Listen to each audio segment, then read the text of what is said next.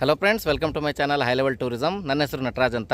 ಸ್ನೇಹಿತರೆ, ಇವತ್ತು ನಾವು ನಿಲ್ಕುಂದದಿಂದ ಸಂತೆಗುಳಿ ಊರಿಗೆ ಹೋಗ್ತಾ ಇದ್ದೀವಿ. ನಿಲ್ಕುಂದದಿಂದ ಸಂತೆಗುಳಿಗೆ ಒಂದು ಕಾಡಲ್ಲಿ ಒಂದು ರೋಡ್ ಇದೆ, ಆ ರೋಡಲ್ಲಿ ಹೋಗಬೇಕು ಅಂತ ಪ್ರಯತ್ನ ಮಾಡ್ತಾ ಇದ್ದೀವಿ. ಈಗ ನಾವು ನಿಲ್ಕುಂದ ಊರಿನ ಹೊರಗಡೆ ಬಂದು ನಿಂತಿದ್ದೀವಿ. ತಂಡಾಗುಂಡಿ ರೋಡಲ್ಲಿ ನಿಂತಿದ್ದೀವಿ. ನಿಮಗೆ ಹಿಂದೆ ಕಾಣಬಹುದು ತಂಡಾಗುಂಡಿ ಅಂತ ಬರ್ಕೊಂಡಿದೆ. ಈಗೇನು ಕಾರ್ ಹೋಯ್ತಲ್ಲ, ಅದೇ ತಂಡಾಗುಂಡಿಗೆ ಹೋಗುವಂತಹ ರೋಡು. ಅಲ್ಲಿಂದ ಸುಮಾರು 3 ಕಿಲೋಮೀಟರ್ ಆಗುತ್ತೆ ಅಂತ ಇದೆ. ಹಾಗೆ ಈಗ ನೀವು ನನ್ನ ಹಿಂದ್ಗಡೆ ನೋಡ್ತಾ ಇರುವಂತಹ ರೋಡು ಇಲ್ಲಿ ನಿಲ್ಕುಂದ ಊರಿನಿಂದ ದೇವಿಮನೆ ಊರಿಗೆ ಹೋಗಲಿಕ್ಕೆ ಇರುವಂತಹ ರೋಡು. ಇದೇ ರೋಡಲ್ಲಿ ನಾವು ಹೋಗಬೇಕಾಗತ್ತೆ. ಇದೇ ರೋಡಲ್ಲಿ ವಾಟೆಹಳ್ಳ ಫಾಲ್ಸು, ಹಾಗೆ ಅದರ ಜೊತೆಗೆ ನಾವು ಇಲ್ಲಿಂದ ಕುಮಟಾ ರೋಡಿಗೂ ಕೂಡ ಟಚ್ ಆಗ್ಬೋದು. ಕುಮಟಾ ರೋಡು ಅಂದರೆ ಸಿದ್ದಾಪುರ ಕುಮಟಾ ರೋಡಿಗೆ. ಬನ್ನಿ ಈಗ ಆ ರೋಡಲ್ಲಿ ಮುಂದುವರಿಯೋಣ. ಹೇಗಿದೆ ಅನ್ನೋದನ್ನು ನಿಮಗೆ ತೋರಿಸ್ತೀನಿ. ಬನ್ನಿ ಈಗ ದೇವಿಮನೆ ರೋಡು ನಿಮ್ಗೆ ಹೇಗಿದೆ ಅನ್ನೋದನ್ನು ನಾನು ತೋರಿಸ್ತೀನಿ. ಸ್ಟಾರ್ಟಿಂಗಲ್ಲಿ ನೋಡಿದ್ರೆ ನಿಮಗೆ ತುಂಬ ಚೆನ್ನಾಗಿದೆ ರೋಡು ಅಂತ ಅನಿಸುತ್ತೆ. ಆದರೆ ಮುಂದೆ ನೋಡಬಹುದು ನೀವು, ಇಲ್ಲಿ ಮಣ್ಣು ರೋಡು ಸ್ಟಾರ್ಟ್ ಆಗ್ತಾ ಇದೆ. ಅಂದರೆ ಟಾರ್ ಹಾಕಿದರೂ ಕೂಡ ಕಿತ್ತೋಗಿದೆ ಅದು. ಇಂತಹದ್ದೇ ರೋಡಲ್ಲಿ ನಾವು ಸ್ವಲ್ಪ ದೂರ ಹೋಗಬೇಕಾಗಿರುತ್ತೆ. ಹಾಗಂತ ಈ ಥರ ಡ್ಯಾಮೇಜ್ ಆಗಿರೋ ಟಾರ್ ರೋಡ್ ಕೂಡ ನಮಗೆ ತುಂಬ ದೂರ ಸಿಗಲ್ಲ. ಒಂದು ಸ್ವಲ್ಪ ದೂರ ಸಿಗುತ್ತೆ ಅಷ್ಟೇ, ದೇವಿಮನೆ ಕ್ರಾಸ್ವರೆಗೆ.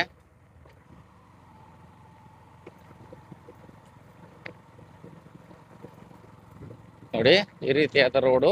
ಸ್ವಲ್ಪ ಮಳೆ ವಾತಾವರಣ ಕೂಡ ಆಗಿದೆ, ಇಲ್ಲಿ ಮಳೆ ಬರೋ ಚಾನ್ಸ್ ಕೂಡ ಇದೆ. ನೋಡಿ, ಈ ರೀತಿಯಾಗಿ ಈ ರೋಡಿನ ಪರಿಸ್ಥಿತಿ ಹದಗೆಟ್ಟು ಹೋಗಿದೆ. ನಾನು ಆವಾಗ ಹೇಳ್ತಾ ಇದ್ದೆ ನಿಮಗೆ, ಈ ರೋಡಲ್ಲಿ ನಾವು ದೇವಿಮನೆ ದೇವಸ್ಥಾನಕ್ಕೂ ಹೋಗಬಹುದು, ವಾಟೆಹಳ್ಳ ಫಾಲ್ಸ್ಗೂ ಹೋಗಬಹುದು, ಕುಮಟಾ ಕಡೆನೂ ಹೋಗಬಹುದು ಅಂತ.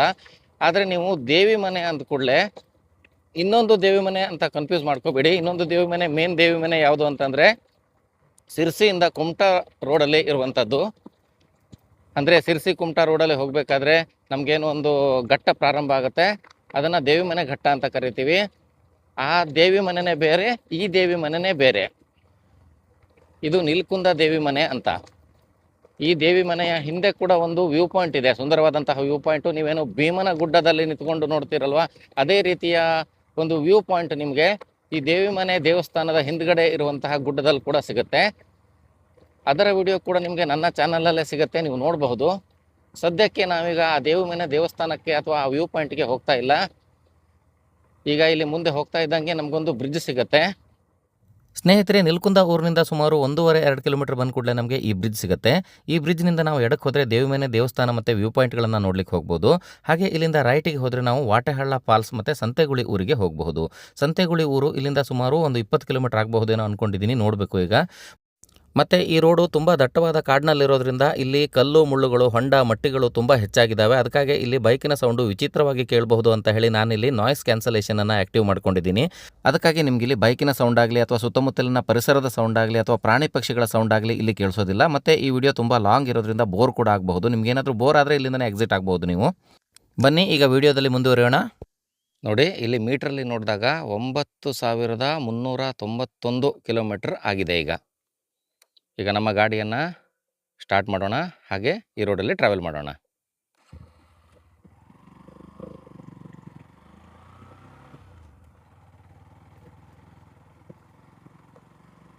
ನೋಡಿ, ಈ ರೋಡಿನ ಪರಿಸ್ಥಿತಿ ಇದೇ ರೀತಿ ಇದೆ. ತುಂಬ ಡೇಂಜರಸ್ ರೋಡ್ ಇದು. ಪ್ರಾಣಿಗಳ ಕಾಟ ಎಲ್ಲ ಸ್ವಲ್ಪ ಜಾಸ್ತಿನೇ ಇರುತ್ತೆ. ಪ್ರಾಣಿಗಳ ಕಾಟ ಅಂತ ಹೇಳಲಿಕ್ಕಾಗಲ್ಲ, ಯಾಕಂದರೆ ಪ್ರಾಣಿಗಳು ಇರುವಂಥ ಜಾಗನೇ ಇದು. ಇದರಲ್ಲಿ ನಾವು ಇವತ್ತು ಓಡಾಡ್ತಾ ಇದ್ದೀವಿ. ಇವತ್ತು ನನಗೆ ಸ್ವಲ್ಪ ಕುಮಟಾ ಕಡೆ ಹೋಗುವಂಥ ಕೆಲಸ ಇದೆ, ಅದಕ್ಕಾಗಿ ನಾನು ಬೇರೆ ರೋಡಲ್ಲಿ ಹೋಗ್ತಾ ಇಲ್ಲ. ಇವತ್ತು ಈ ಕಾಡಿನ ದಾರಿಯಲ್ಲಿ ಹೋಗ್ತಾ ಇದ್ದೀನಿ. ಈ ದಾರಿಯಲ್ಲಿ ಇನ್ನು ಎಷ್ಟು ದೂರ ಆಗತ್ತೆ ಅಂತ ನೋಡೋಣ. ಮಳೆ ಹೊಯ್ದಿರೋದ್ರಿಂದ ರೋಡೆಲ್ಲ ತುಂಬ ಒದ್ದೆಯಾಗಿ ಹೋಗಿದೆ. ಮತ್ತು ಅಲ್ಲಲ್ಲಿ ಒಂದು ರೀತಿ ಕೆಸರುಗಳೆಲ್ಲ ನಿಂತ್ಕೊಂಡಿದೆ. ರಸ್ತೆಗಳು ಜಾರೋ ಚಾನ್ಸಸ್ ಕೂಡ ಇರುತ್ತೆ. ನೋಡ್ರಿ, ಮರಗಳೆಲ್ಲ ಮುರ್ಕೊಂಡು ಬಿದ್ದಿದ್ದಾವೆ ಇಲ್ಲಿ. ಎಲ್ಲರೂ ಮಧ್ಯ ಮರಗಳು ಮುರ್ಕೊಂಡು ಬಿತ್ತು ಅಂತಂದರೆ ತುಂಬ ಕಷ್ಟ ಆಗೋಗುತ್ತೆ. ವಾಟೆಹಳ್ಳ ಫಾಲ್ಸ್ಗೆ ಹೋಗೋದು ಕೂಡ ಇದೇ ರೋಡೇ. ನೀವು ವಾಟೆಹಳ್ಳ ಫಾಲ್ಸಿನ ವಿಡಿಯೋ ನೋಡಿಲ್ಲ ಅಂತಾದರೆ ನನ್ನ ವಿಡಿಯೋವನ್ನು ನೋಡಿ. ವಾಟೆಹಳ್ಳ ಫಾಲ್ಸ್ ಹೇಗಿದೆ, ಎಷ್ಟೊಂದು ಸುಂದರವಾಗಿದೆ ಅನ್ನೋದನ್ನು ನಿಮಗೆ ನಾನು ಆ ವಿಡಿಯೋದಲ್ಲಿ ತೋರಿಸಿದ್ದೀನಿ. ನೀವು ಇಲ್ಲಿ ಮುಂದ್ಗಡೆ ನೋಡಬಹುದು, ತುಂಬ ದೊಡ್ಡ ಪ್ರಪಾತನೇ ಇದೆ. ಇಲ್ಲಿ ಸ್ವಲ್ಪ ಕಾಣಿಸ್ತಾ ಇಲ್ಲ, ಈಗ ಮರಗಿಡಗಳಿರೋದ್ರಿಂದ ಅಷ್ಟೊಂದಾಗಿ ಕಾಣಿಸ್ತಾ ಇಲ್ಲ. ನೋಡಿ, ಇದೇ ರೀತಿ ರೋಡಲ್ಲಿ ನಾವು ಇನ್ನೂ ತುಂಬ ದೂರ ಹೋಗಬೇಕಾಗಿರುತ್ತೆ. ವೆಹಿಕಲ್ಗಳು ಇಲ್ಲಿ ಓಡಾಡೋದು ತುಂಬಾ ಕಡಿಮೆ ಅಂತ ಹೇಳ್ಬೋದು.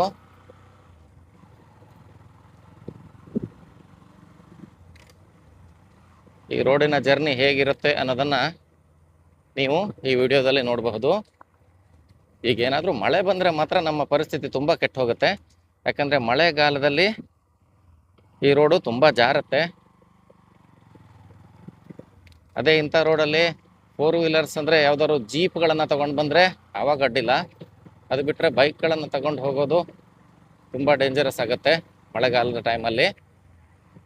ಅದರಲ್ಲೂ ಎದುರುಗಡೆ ಯಾವುದಾದ್ರೂ ಪ್ರಾಣಿ ನಿಂತುಬಿಟ್ಟಿದೆ ಅಂತ ಅಂದರೆ ತಿರ್ಸ್ಕೊಂಡು ಬರಲಿಕ್ಕೂ ತುಂಬ ಕಷ್ಟ ಆಗಿಬಿಡುತ್ತೆ.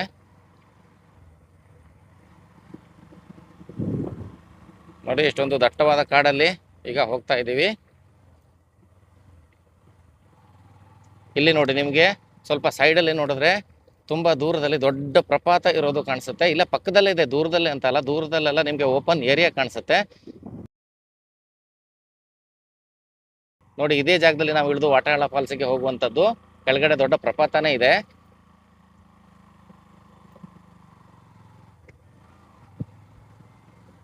ಮೊದಲೆಲ್ಲ ಯಾವ ರೀತಿ ಇತ್ತು ಅಂತಂದರೆ, ಈಗ ನಾನು 10-12 ವರ್ಷದ ಹಿಂದೆ ಒಂದ್ಸಲ ಬಂದಾಗ ಇಲ್ಲಿ ರೋಡ್ ಮೊದಲೇ ಇತ್ತಂತೆ. ಅದು ಯಾವುದೋ ಕಾಲದಲ್ಲಿ ರೋಡ್ ಇತ್ತಂತೆ. ಆದರೆ ಈ ರೋಡ್ ಮೇಲೆಲ್ಲ ದೊಡ್ಡ ದೊಡ್ಡ ಮರಗಳು ಬೆಳೆದು ಈ ವಾಟೆ ಮಟ್ಟಿಗಳೆಲ್ಲ ಬೆಳೆದು ನೋಡಿ ಎಷ್ಟು ದೊಡ್ಡ ಪ್ರಪಾತ ಇದೆ ಕೆಳಗಡೆ. ನೋಡಿ, ಕಾಣಿಸ್ತಾ ಇದೆಯಾ? ನೋಡಿ ಎಷ್ಟೊಂದು ಆಳವಾಗಿದೆ. ಸಾವಿರಾರು ಅಡಿಗಳಷ್ಟು ಆಳವಾದ ಪ್ರಪಾತ ಇಲ್ಲಿದೆ. ಇಂಥ ಒಂದು ರೋಡಲ್ಲಿ ನಾವು ಕುಮಟಾ ಕಡೆ ಹೋಗಬೇಕಾಗಿರುತ್ತೆ. ಇಲ್ಲೆಲ್ಲ ನಾನು ಅವಾಗ ಬಂದು ನೋಡಿದಾಗ ಮುಂದೆ ಹೋಗಲಿಕ್ಕೆ ಸಾಧ್ಯನೇ ಆಗದೆ ಇರೋ ರೀತಿಯಲ್ಲಿ ದೊಡ್ಡ ದೊಡ್ಡ ಮರಗಳು, ವಾಟೆ ಮಟ್ಟಿಗಳು ಎಲ್ಲ ಬೆಳ್ಕೊಂಡಿದ್ವು. ನಾವು 2 ಜನ ಬಂದಿದ್ವಿ ಆ ಟೈಮಲ್ಲಿ. ಮುಂದೆ ಹೋಗ್ಲಿಕ್ಕೆ ಆಗದೇನೆ ಮುಂದೆಲ್ಲ ಸಣ್ಣ ಸಣ್ಣ ಕಾಲ್ದಾರಿಗಳೇ ಇರ್ತಿದ್ವು, ಮುಂದೆಲ್ಲ ದೊಡ್ಡ ರೋಡೇ ಇರ್ತಿರ್ಲಿಲ್ಲ. ಸೊ ಮುಂದೆ ಹೋಗ್ಲಿಕ್ಕೆ ಆಗದೇನೆ ನಾವು ಬೈಕನ್ನು ಅಲ್ಲೇ ನಿಲ್ಲಿಸಿ ಸ್ವಲ್ಪ ದೂರ ನಡ್ಕೊಂಡು ಹೋಗಿದ್ವಿ, ಮುಂದೆ ಏನಿದೆ ನೋಡ್ಕೊಂಡು ಬರೋಣ ಅಂತ ಹೇಳಿ. ಆದರೂ ಕೂಡ ನಮಗೆ ಹೋಗ್ಲಿಕ್ಕೆ ಆಗಿರಲಿಲ್ಲ, ಅಷ್ಟೊಂದು ಮಟ್ಟಿಗಳೆಲ್ಲ ಇಲ್ಲಿ ಬೆಳೆದಿದ್ವು. ಆದರೆ ಈಗ ಸ್ವಲ್ಪ ಇದನ್ನ ಜೀರ್ಣೋದ್ಧಾರ ಮಾಡಿದ್ದಾರೆ. ನೋಡಿ, ಈ ರೀತಿಯಾಗಿ ನೀರು ಬಿದ್ದು ನೀರೆಲ್ಲ ನಿಂತ್ಕೊಂಡು ತುಂಬ ಕಷ್ಟ ಆಗಿದೆ ದಾಟ್ ಹೋಗೋದು. ಇನ್ನು ಕೆಲವು ಕಡೆಗಳಲ್ಲಂತೂ ತುಂಬ ಕಷ್ಟನೇ ಅಂತ ಹೇಳ್ತಾ ಇದ್ದಾರೆ. ಇನ್ನು ಮತ್ತೆ ಒಂದು ಕಡೆ ಸಣ್ಣ ನದಿಯನ್ನು ಕ್ರಾಸ್ ಮಾಡಬೇಕು ಅಂತ ಕೂಡ ಹೇಳ್ತಾ ಇದ್ದಾರೆ. ಅದು ಸಣ್ಣ ನದಿನೋ ದೊಡ್ಡ ನದಿನೋ ನೋಡಬೇಕು. ನೋಡಿ, ಎಲ್ಲಿ ನೋಡಿದ್ರು ನಿಮಗೆ ರೈಟ್ ಸೈಡ್ಗೆ ದೊಡ್ಡ ಪ್ರಪಾತನೇ ಕಾಣಿಸ್ತಾ ಇದೆ.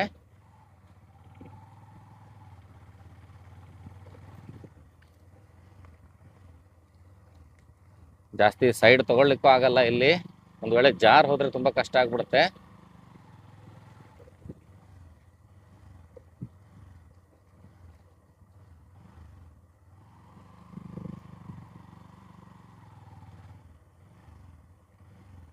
ತುಂಬ ದಟ್ಟವಾದ ಕಾಡು ಇದು. ಇನ್ನು ಇಲ್ಲಿಂದ ಕುಮಟಾ ಎಷ್ಟು ದೂರ ಆಗುತ್ತೋ ಗೊತ್ತಿಲ್ಲ. ಕುಮಟಾ ಅಂತೂ ತುಂಬ ದೂರ ಆಗುತ್ತೆ ಬಿಡಿ. ಆದರೆ ಮಧ್ಯ ಸಂತೆಗುಳಿ ಅಂತ ಊರೆಲ್ಲ ಏನಿದೆಯಲ್ಲ, ಆ ಊರಿಗೆ ಕನೆಕ್ಟ್ ಆಗುತ್ತೆ ಇದು.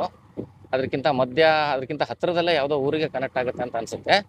ನೋಡ್ಬೇಕೀಗ ಯಾವ ಊರಿಗೆ ಕನೆಕ್ಟ್ ಆಗುತ್ತೆ ಅಂತ. ಇಲ್ಲೆಲ್ಲ ಕೆಲವೊಂದು ರೇತಿ ಜಲ್ಲಿ ಲಾರಿಗಳೆಲ್ಲ ಓಡಾಡಿದಾವೆ. ದೊಡ್ಡ ದೊಡ್ಡ ಗಾಡಿಗಳೇ ಹೆಚ್ಚು ಓಡಾಡಿದಾವೆ ಇಲ್ಲಿ. ಅದು ಬಿಟ್ಟರೆ ಇಲ್ಲಿ ನೋಡಿ, ಇಲ್ಲೊಂದು ಪ್ರಪಾತ ಯಾವ ರೀತಿ ಇದೆ ನೋಡಿ. ಮಳೆಗಾಲದಲ್ಲಿ ಎಷ್ಟೊಂದು ಭಯಾನಕ ಇದೆ ನೋಡಿ. ಇಲ್ಲಿಂದ ನೀರು ಹರಿತಾ ಇರುತ್ತೆ ಮಳೆಗಾಲದಲ್ಲಿ. ಇಂಥಲ್ಲೆಲ್ಲ ಹೋಗ್ಬೇಕಾದ್ರೆ ನೀವು ಸ್ವಲ್ಪ ಸಾವಧಾನವಾಗಿ ನಿಧಾನವಾಗಿ ಹೋಗ್ಬೇಕಾಗಿರುತ್ತೆ.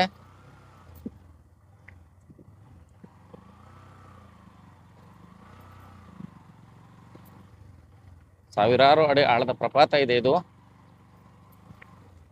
ಒಂದು ಸಲ ಈ ಪ್ರಪಾತ ದಾಟ್ತು ಅಂದ್ಬಿಟ್ರೆ ಅಷ್ಟೊಂದು ಹೆದರಿಕೆ ಆಗೋದಿಲ್ಲ. ಮತ್ತೆ ನಿಮ್ಮ ಗಾಡಿ ಸರಿ ಇರಬೇಕಾಗತ್ತೆ. ಈ ದಾರಿಯಲ್ಲಿ ಓಡಾಡಬೇಕು ಅಂತಂದರೆ ನಿಮ್ಮ ಗಾಡಿ ಸರಿ ಇರಬೇಕಾಗುತ್ತೆ, ಕಂಡೀಷನಲ್ಲಿ ಇರಬೇಕಾಗಿರುತ್ತೆ. ಪಂಚರ್ ಕಿಟ್ ಆಗಿರಬಹುದು ಅಥವಾ ಒಂದು ಸ್ಪಾರ್ಕ್ ಪ್ಲಗ್ ಆಗಿರಬಹುದು, ಅದನ್ನೆಲ್ಲ ನೀವು ಕ್ಯಾರಿ ಮಾಡೋದು ತುಂಬ ಒಳ್ಳೆಯದು. ಮತ್ತು ನಿಮ್ಮ ಜೊತೆ ಒಂದು ವಾಟರ್ ಬಾಟ್ಲು ಅಥವಾ ತಿಂಡಿಯ ವ್ಯವಸ್ಥೆ ಮಾಡ್ಕೊಂಡು ಬಂದರೆ ತುಂಬ ಒಳ್ಳೆಯದು.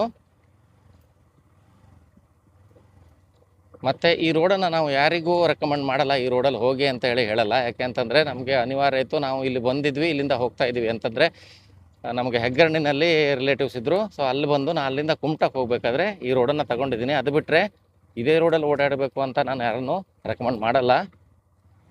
ಅದಕ್ಕೆ ಅಂತ ನೀವು ಕುಮಟಾ ಹೋಗಬೇಕು ಸಿದ್ದಾಪುರದಿಂದ ಅಂತಂದರೆ ಸಿದ್ದಾಪುರ ಕುಮಟಾ ರೋಡ್ ಇದೆ, ಕ್ಯಾದ್ಗೆ ಒಂದಾನೆ ಹಾಗೆ. ನೋಡಿ ಇಲ್ಲಿ ಪ್ರಪಾತ ಎಷ್ಟು ದೊಡ್ಡ ಕಾಣ್ತಾ ಇದೆ.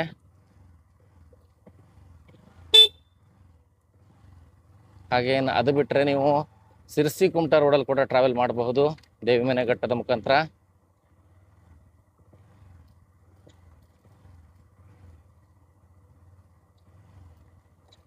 ಇದು ಯಾವ ರೀತಿಯಾಗಿ ನಿಧಾನವಾಗಿ ಘಟ್ಟ ಇಳಿಯುತ್ತೆ ಅಂತ ಗೊತ್ತಾಗ್ತಾ ಇಲ್ಲ, ಅಥವಾ ಮುಂದೆ ರೋಡ್ ಕ್ಲಿಯರ್ ಇದೆಯೋ ಇಲ್ವೋ ಅಂತಲೂ ಗೊತ್ತಾಗ್ತಾ ಇಲ್ಲ. ಇನ್ ಕೇಸ್ ಮುಂದೆ ಒಂದು ಬೇರೆ ಯಾವುದೇ ಪ್ರಾಣಿ ಇರದೆ ಹೋದರೂ ಒಂದು ಕಾಡ್ಕೊಂಡು ನಿಂತರೂ ಕೂಡ ತಿರ್ಸ್ಕೊಂಡು ಅರ್ಜೆಂಟ್ ಓಡಲಿಕ್ಕೆ ಆಗದೆ ಇರುವಂತಹ ಒಂದು ಪರಿಸ್ಥಿತಿ ಈ ದಾರಿಯಲ್ಲಿದೆ.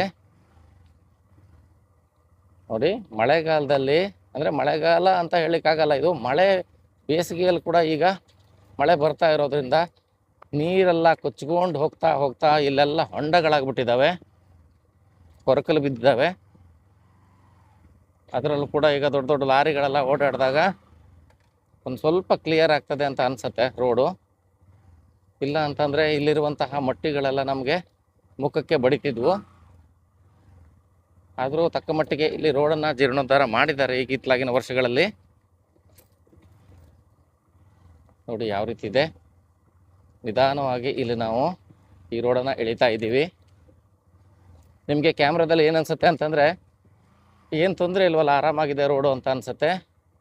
ಆದರೆ ಇಲ್ಲಿ ಬ್ರೇಕನ್ನು ಹಿಡಿಯೋದಕ್ಕಿಂತ ಹೆಚ್ಚಾಗಿ ಇಂಜಿನ್ ಬ್ರೇಕಿಂಗಲ್ಲೇ ನಾವು ಕೆಳಗೆ ಇಳಿಬೇಕಾಗುತ್ತೆ. ಮಧ್ಯೆ ಮಧ್ಯೆ ಗಾಡಿಗಳು ಕೂಡ ಬಂದು ಆಗ್ತವೆ. ಆ ಕಡೆ ಈ ಕಡೆ ದಟ್ಟವಾದ ಕಾಡಿದೆ, ನೀವು ನೋಡ್ತಾ ಇರಬಹುದು.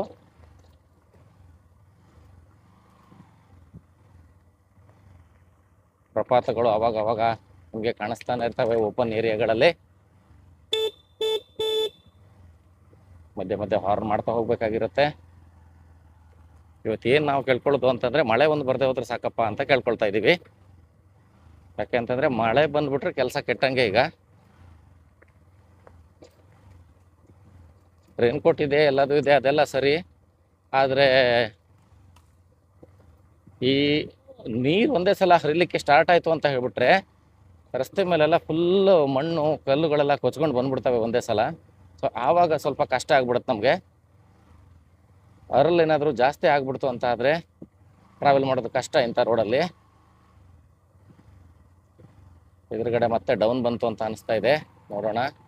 ಹೌದು, ಮತ್ತೆ ಪ್ರಪಾತಗಳು ಒಂದು ಸೈಡಿಂದ ಹೋಗ್ತಾ ಇದ್ದೀವಿ ಈಗ ನಾವು. ಹಾರ್ನ್ ಮಾಡ್ತಾ ಮಾಡ್ತಾ ಹೋಗ್ಬೇಕಾಗಿರುತ್ತೆ.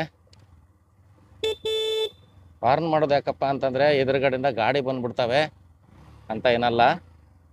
ಯಾವುದಾದ್ರು ಪ್ರಾಣಿಗಳಿದ್ರೆ ಅಲರ್ಟ್ ಆಗಲಿ, ಅವು ಕೂಡ ಸರ್ಕೊಳ್ಳಿ, ನಮಗೂ ಕೂಡ ವಾಪಸ್ ಓಡೋಗ್ಲಿಕ್ಕೆ ಒಂದು ಅವಕಾಶ ಆಗಲಿ ಅಂತ ಅಂದ್ಬಿಟ್ಟು ನಾನು ಇಲ್ಲಿ ಹಾರ್ನ್ ಮಾಡ್ತಾ ಇದ್ದೀನಿ. ಈ ರೋಡಲ್ಲಿ ನಾವು ತಾಸುಗಟ್ಟಲೆ ಟ್ರಾವೆಲ್ ಮಾಡಿದರೂ ಕೂಡ ಒಂದು 10 ಕಿಲೋಮೀಟ್ರ್ ಹೋಗೋದು ಕಷ್ಟ ಆಗಿರುತ್ತೆ. ಯಾಕಂದರೆ ಫಸ್ಟ್ ಗೇರ್ ಸೆಕೆಂಡ್ ಗೇರಲ್ಲಿ ಇಲ್ಲಿ ಟ್ರಾವೆಲ್ ಮಾಡಬೇಕಾಗಿರುತ್ತೆ ನಾವು. ನೋಡ್ರಿ, ಹಲಸಿನ ಮರದಲ್ಲಿ ಹಲಸಿನಕಾಯಿ ಇದೆ. ಬೇರೆ ಕಡೆ ಆಗಿದ್ರೆ ಇದನ್ನ ಕೊಯ್ಕೊಂಡು ಹೋಗಿರ್ತಿದ್ರು.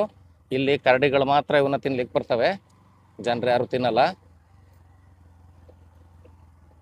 ಅರ್ಧ ಕಾಯನ್ನು ಬಿಡಿಸಿಟ್ಟಿದೆ, ಮನುಷ್ಯರು ಬಿಡಿಸಿರೋ ರೀತಿಯಲ್ಲಿ ಕಾಣಿಸ್ತಾ ಇಲ್ಲ ಅದು.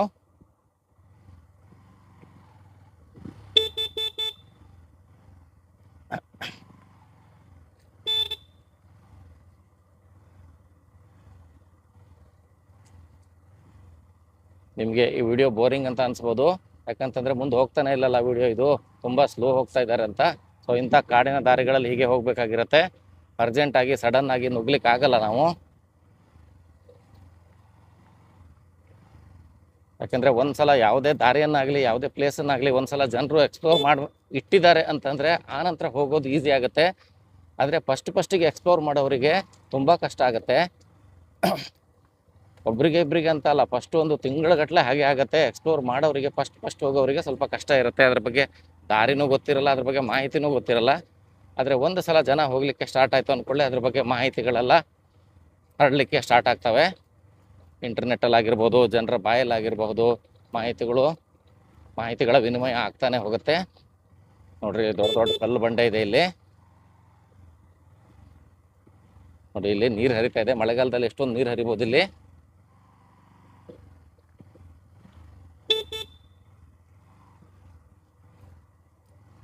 ತುಂಬ ಕಷ್ಟ ಇದೆ ದಾರಿ ಇದು. ನೋಡಿ,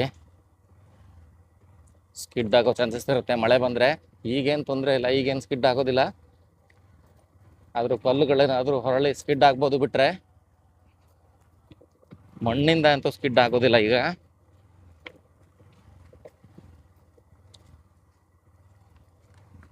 ಈ ದಾರಿಯಲ್ಲಿ ಬರುವಂತಹ ಲಾರಿಗಳಾದರೆ ಆರಾಮ್ ಬಂದ್ಬಿಡಬಹುದು.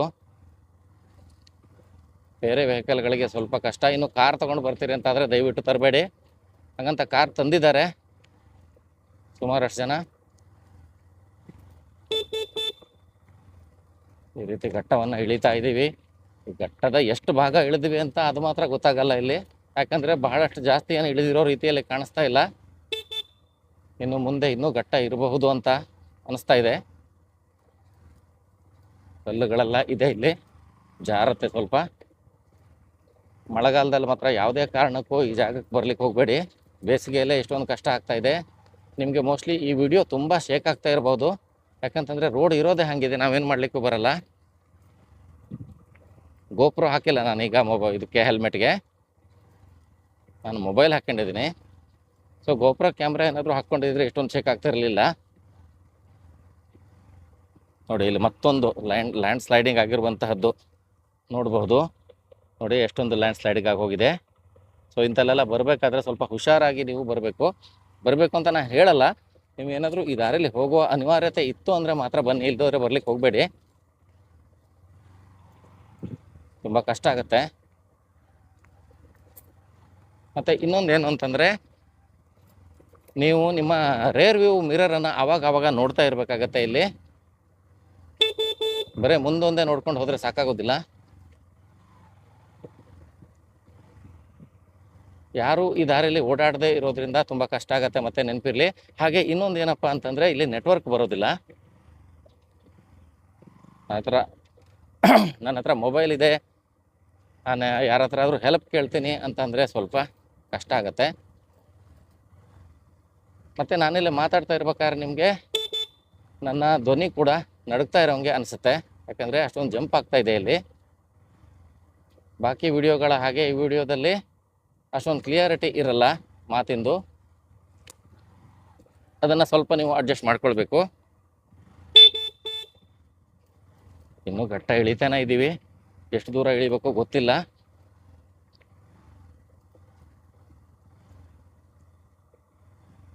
ಮತ್ತೆ ಇಲ್ಲಿ ನನ್ನ ಜೊತೆ ಯಾರೂ ಇಲ್ಲ, ನಾನು ಒಬ್ಬನೇ ಬರ್ತಾ ಇದ್ದೀನಿ. ಹೆಚ್ಚಾಗಿ ನಾನು ಹೋಗುವಂಥ ಪ್ಲೇಸ್ಗಳಿಗೆ ಮತ್ತೊಬ್ಬರು ಬರೋದು ಇಲ್ಲ, ಕರೆದ್ರೂ ಬರೋದಿಲ್ಲ. ಆದರೆ ನಾನು ಈ ವಿಡಿಯೋ ಅಪ್ಲೋಡ್ ಮಾಡಿದ ನಂತರ ಹೇಳ್ತಾರೆ, ಓ ನಾನು ಹೇಳಿದ್ರು ಬರ್ತಿದ್ನಲ್ಲ ಮರೆ, ನೀನು ನನಗೆ ಹೇಳಲೇ ಇಲ್ಲಲ್ಲ ಅಂತ ಹೇಳ್ತಾರೆ. ಆದರೆ ನಿಜವಾಗಿ ನೋಡಿದ್ರೆ ಅವ್ರು ಯಾರೂ ಬರೋದಿಲ್ಲ, ಬರುವಂಥವ್ರು ಆಗಿರೋದು ಇಲ್ಲ.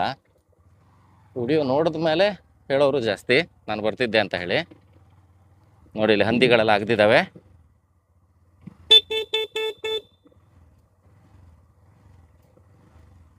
ತುಂಬ ಡೇಂಜರಸ್ ರೋಡ್ ಇದೆ ಇದು. ಓಹೋ, ಇಲ್ಲೇ ಕೆಳಗೆ ಬಂದಿದೆ ನೋಡಿ, ಈ ರೋಡ್ ಇಲ್ಲಿ ಕೆಳಗೆ ಬರ್ತಾ ಇದೆ, ಕಾಣಿಸ್ತಾ ಇದೆಯಾ? ಮುಂದಿರೋ ರೋಡ್ ಕೆಳಗಡೆ ಬಂದಿದೆ. ಈಗ ನಾವು ಹಂಗೆ ಇಳಿಬೇಕಾಗುತ್ತೆ. ಅಂದರೆ ಒಂದು ರೀತಿ ನಾವು ಈ ದೇವಿಮನೆ ಘಟ್ಟ, ಬಡಾಳ ಘಟ್ಟವನ್ನು ಇಳಿದುಕೊಂಡ್ತಾ ಹೋಗ್ತೀವಲ್ಲ, ಸೊ ಈ ರೋಡಲ್ಲಿ ಕೂಡ ಅದೇ ರೀತಿಯೇ ಪರಿಸ್ಥಿತಿ ಇದೆ. ಹೀಗೆ ಇಳ್ಕೊಂಡು ನಾವು ಕೆಳಗಡೆ ಹೋಗಬೇಕಾಗಿರುತ್ತೆ. ಆದರೆ ಟಾರ್ ಒಂದು ಹಾಕಿಲ್ಲ, ಬಿಟ್ಟರೆ ಬೇರೆ ಎಲ್ಲ ಸೇಮ್ ಇದೆ ಇಲ್ಲಿ.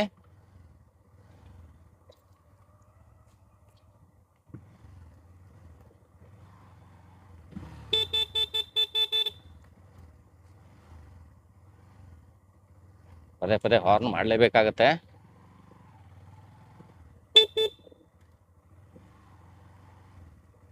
ನೋಡ್ರಿ ಬೆತ್ತದ ಗಿಡಗಳು ಹೆಂಗೆ ಕಾಣಿಸ್ತಾ ಇದಾವೆ ನಿಮಗೆ.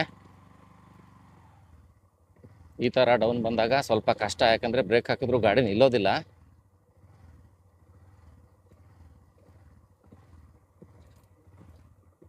ಗಾಡಿನ ಆದಷ್ಟು ಸೈಡಿಗೆ ಒಯ್ಯಬಾರ್ದು ಇಂತಹ ಪ್ರದೇಶಗಳಲ್ಲಿ. ನೋಡಿಕೊಂಡು ಗಾಡಿಯನ್ನು ಚಲಾಯಿಸಿ. ಏನಾಗುತ್ತೆ, ಈಗ ನಮ್ಮ ಜೊತೆ ಮತ್ತು ಯಾರಾದರೂ ಇದ್ದರು, ಒಂದು 2-3 ಜನ ಇದ್ದರು, ಅಥವಾ ಒಂದು 2-3 ಬೈಕ್ ಇತ್ತು, ಅವಾಗೂ ಏನು ಪ್ರಾಬ್ಲಮ್ ಆಗೋದಿಲ್ಲ. ಯಾಕಂದರೆ ಮಾತಾಡ್ಕೊತ ಹೋಗ್ತಾ ಇರ್ತೀವಿ, ಎಲ್ಲರೂ ಒಂದೇ ಗುಂಪಾಗಿ ಹೋಗ್ತಾ ಇರ್ತೀವಿ. ಎದುರುಗಡೆ ಯಾವುದಾದ್ರೂ ಪ್ರಾಣಿ ಬಂದರೂ ಏನೋ ಅಷ್ಟೊಂದು ಪ್ರಾಬ್ಲಮ್ ಅನಿಸೋದಿಲ್ಲ, ಎದುರಿಸ್ಬೋದು. ಆದರೆ ಸೋಲೋ ರೈಡಿಂಗಲ್ಲಿ ಒಬ್ಬರೇ ಹೋಗ್ತಾ ಇದ್ದೀರಿ ಅಂತ ಆದರೆ ಸ್ವಲ್ಪ ಕಷ್ಟ. ನೋಡ್ಕೊಂಡು ಹೋಗಿ ಆ ಕಡೆ ಈ ಕಡೆ. ಇಲ್ಲಿ ಮತ್ತೆ ಕರ್ವಿಂಗ್ ಬಂತು, ಮರ ಎಲ್ಲ ಬಿದ್ದಿದ್ದಾವೆ. ನನ್ನ ಪ್ರಕಾರ ಇಲ್ಲಿ ಬರಬೇಕು ಅಂದರೆ ಈಗ ಇದು ಯಾವುದು ಅಂತಂದರೆ, ಈಗ ಮೇ ಎಂಡಲ್ಲಿ ನಾನು ಇಲ್ಲೇ ಬರ್ತಾ ಇದ್ದೀನಿ. ಮೇ ಎಂಡ್ ಅಂತಂದರೆ ಇನ್ನು ನಾಳೆ ನಡೆದ್ರಂಗೆ ಜೂನ್ ಮಂತು ಸ್ಟಾರ್ಟ್ ಆಗಿಬಿಡುತ್ತೆ. ಆದರೆ ಈ ಟೈಮಿಗೆ ಇಲ್ಲಿ ಬರಬಾರ್ದು. ಸ್ವಲ್ಪ ಪಕ್ಕಾ ಬೇಸಿಗೆಯಲ್ಲಿ ಅಂತಂದರೆ ಏಪ್ರಿಲ್ ಮೇ ಟೈಮಲ್ಲೇ ನೀವು ಇಲ್ಲಿಗೆ ಬಂದರೆ ಭಾಳ ಒಳ್ಳೆಯದು. ಯಾಕಂದ್ರೆ ಸ್ವಲ್ಪ ನೆಲನೂ ಒಣಗಿರುತ್ತೆ, ಸ್ವಲ್ಪ ಜನರ ಓಡಾಟಗಳು ಕೂಡ ಇರಬಹುದು. ಜನರ ಓಡಾಟ ಅಂದರೆ ತುಂಬ ಅಪರೂಪ ಬಿಡಿ ಆ ಥರ ಇರುವಂಥದ್ದು. ನಾನೊಂದು ಯಾವಾಗ ಒಂದು ಸಲ ಬಂದಾಗ, ಈಗ ಸದ್ಯ ಒಂದು ವಾರದ ಹಿಂದೆ 407 ಒಂದು ಈ ದಾರಲ್ಲಿ ಬರ್ತಾ ಇತ್ತು ನೋಡಿ. ಇಲ್ಲಿ ಮರ ಎಲ್ಲ ದೊಡ್ಡ ದೊಡ್ಡ ಮರ ಬಿದ್ದಾಗ ನೋಡಿ ಈ ರೀತಿ ಓಡಾಡಿದಾವೆ ಇದ್ರ ಮೇಲೆಲ್ಲ ಗಾಡಿಗಳು. ಸೊ ಹಿಂಗಿದ್ದಾಗ ನೀವು ಒಬ್ಬರಿದ್ದಾಗ ಏನಾದ್ರು ಇನ್ ಕೇಸ್ ಒಂದು ಸಣ್ಣ ಗಿಡ ಬಿತ್ತು ಅಂತಂದ್ರೂ ಅದನ್ನು ತಕ್ಕೊಂಡು ಸೈಡಿಗೆ ಹಾಕ್ಕೊಂಡು ಬರೋದು ನಮಗೆ ತುಂಬ ಕಷ್ಟ ಆಗ್ಬಿಡುತ್ತೆ ನೋಡ್ರಿ. ಮಧ್ಯ ಮಧ್ಯ ಗಾಡಿಗಳು ಕೂಡ ಬಂದಾಗ್ತಾ ಇರ್ತವೆ. ಸೆಲ್ಫ್ ಇದ್ದರೆ ಏನೂ ಪ್ರಾಬ್ಲಮ್ ಇಲ್ಲ, ಸೆಲ್ಫ್ ಸ್ಟಾರ್ಟ್ ಇದ್ದರೆ. ನನ್ನ ಹೀರೋ ಹೊಂಡಾ CD100 ಗಾಡಿನಲ್ಲಿ ಆ ಥರ ಇರಲಿಲ್ಲ, ಕಿಕ್ ಓದಿಬೇಕಾಗಿತ್ತು. ಅದರಲ್ಲೇ ನಾನು ಬಹಳಷ್ಟು ಟ್ರಾವೆಲ್ ಮಾಡಿದ್ದೀನಿ. ಸುಮಾರು 8 ಲಕ್ಷ ಕಿಲೋಮೀಟ್ರು ಆ ಗಾಡಿಯನ್ನು ನಾನು ಉಪಯೋಗಿಸಿದ್ದೀನಿ. ಅಂದರೆ ನಾನು ಡೈಲಿ ನನ್ನ ಡ್ಯೂಟಿಗೆ ಅಪ್ ಆ್ಯಂಡ್ ಡೌನ್ ಮಾಡೋದು ಒಂದು ಮಂತಿಗೆ ಸಾಧಾರಣ 3000 ಕಿಲೋಮೀಟ್ರ್ ಆಗ್ತಿತ್ತು. ಯಾಕಂದರೆ 80 ಕಿಲೋಮೀಟ್ರು ಆಗ್ತಿತ್ತು ನಾನು ಅಪ್ ಆ್ಯಂಡ್ ಡೌನ್ ಮಾಡೋದು. ಸೊ ಅದಕ್ಕಾಗಿ ಕಿಲೋಮೀಟ್ರು ಒಂದು ತಿಂಗಳಿಗೆ ಜಾಸ್ತಿ ಆಗಿಬಿಡ್ತಿತ್ತು. ಅದು ಬಿಟ್ಟು ನಾನು ಭಾನುವಾರ ದಿವಸ ಕೂಡ ಲಾಂಗ್ ರೈಡಿಗೆ ಹೋಗ್ತಿದ್ದೆ ಬೈಕ್ ತಗೊಂಡು. ಸೊ ಅದಕ್ಕಾಗಿ ಅಷ್ಟೆಲ್ಲ ಕಿಲೋಮೀಟ್ರು ರನ್ ಆಗಿದೆ ನನ್ನ ಬೈಕು. ಈಗ ನಾನು ಅದನ್ನು ಚೇಂಜ್ ಮಾಡಿ ಬಜಾಜ್ ಪ್ಲಾಟಿನಾ 110 ತೊಗೊಂಡಿದ್ದೀನಿ. ಈಗ ಇದರಲ್ಲೇ ನಾನು ಹೋಗ್ತಾ ಇದ್ದೀನಿ. ಸೊ ಇಲ್ಲಿ ಸ್ವಲ್ಪ ದಾರಿಯನ್ನು ನೋಡಿದ್ರೆ ಸ್ವಲ್ಪ ಡೇಂಜರಸ್ ಇದೆ ಅಂತ ಅನಿಸುತ್ತೆ.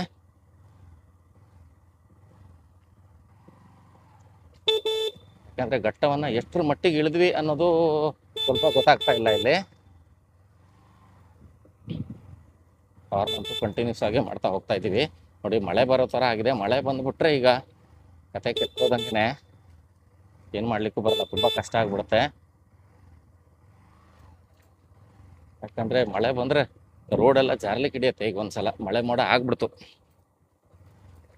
ಆದಷ್ಟು ಬೇಗ ಎಲ್ಲ ಕೆಳಗೆ ಮುಟ್ಕೊಳ್ಳೋದು. ಆನಂತರ ಆ ಒಂದು ಹೊಳೆಯನ್ನು ದಾಟಬೇಕು ಅಂತ ಹೇಳ್ತಾ ಇದ್ದಾರೆ. ಆ ಹೊಳೆನಲ್ಲಿ ನೀರು ಎಷ್ಟಿದೆಯೋ ಗೊತ್ತಿಲ್ಲ, ಅಥವಾ ಆ ಕಡೆ ದಾಟ್ಲಿಕ್ಕೆ ಆಗತ್ತೋ, ಮತ್ತು ಇದೇ ರೋಡಲ್ಲಿ ಏನಾದ್ರು ರಿಟರ್ನ್ ಬರಬೇಕು, ಅದು ತುಂಬ ಕಷ್ಟ.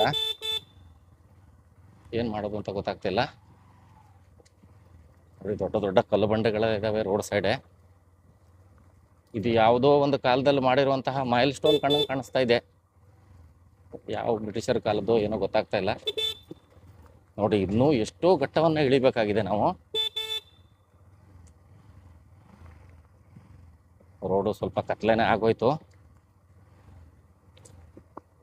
ಭಯಾನಕ ರೋಡು.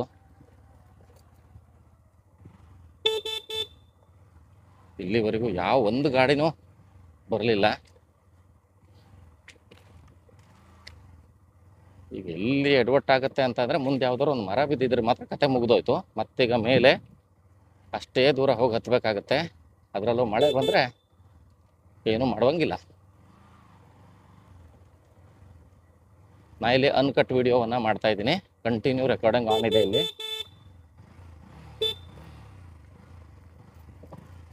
ಸ್ವಲ್ಪ ಇಂಜನ್ ಸೌಂಡನ್ನು ಕೂಡ ಮಾಡಬೇಕಾಗತ್ತೆ,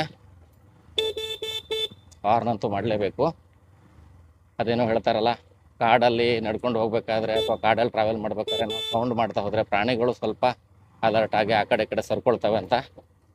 ಸೊ ಅದಕ್ಕಾಗಿ ನಾನು ಇಲ್ಲಿ ಸೌಂಡ್ ಮಾಡ್ತಾ ಇದ್ದೀನಿ. ಇನ್ನೂ ಎಷ್ಟು ದೂರ ಇಳಿಬೇಕು ಗೊತ್ತಾಗ್ತಾ ಇಲ್ಲ. ನನ್ನ ಪ್ರಕಾರ ಅರ್ಧ ಪ್ರಪಾತವನ್ನು ಇಳಿದಿದ್ದೀವಿ ಅಂತ ಅಂದ್ಕೊಂಡಿದ್ದೀನಿ ನಾನು.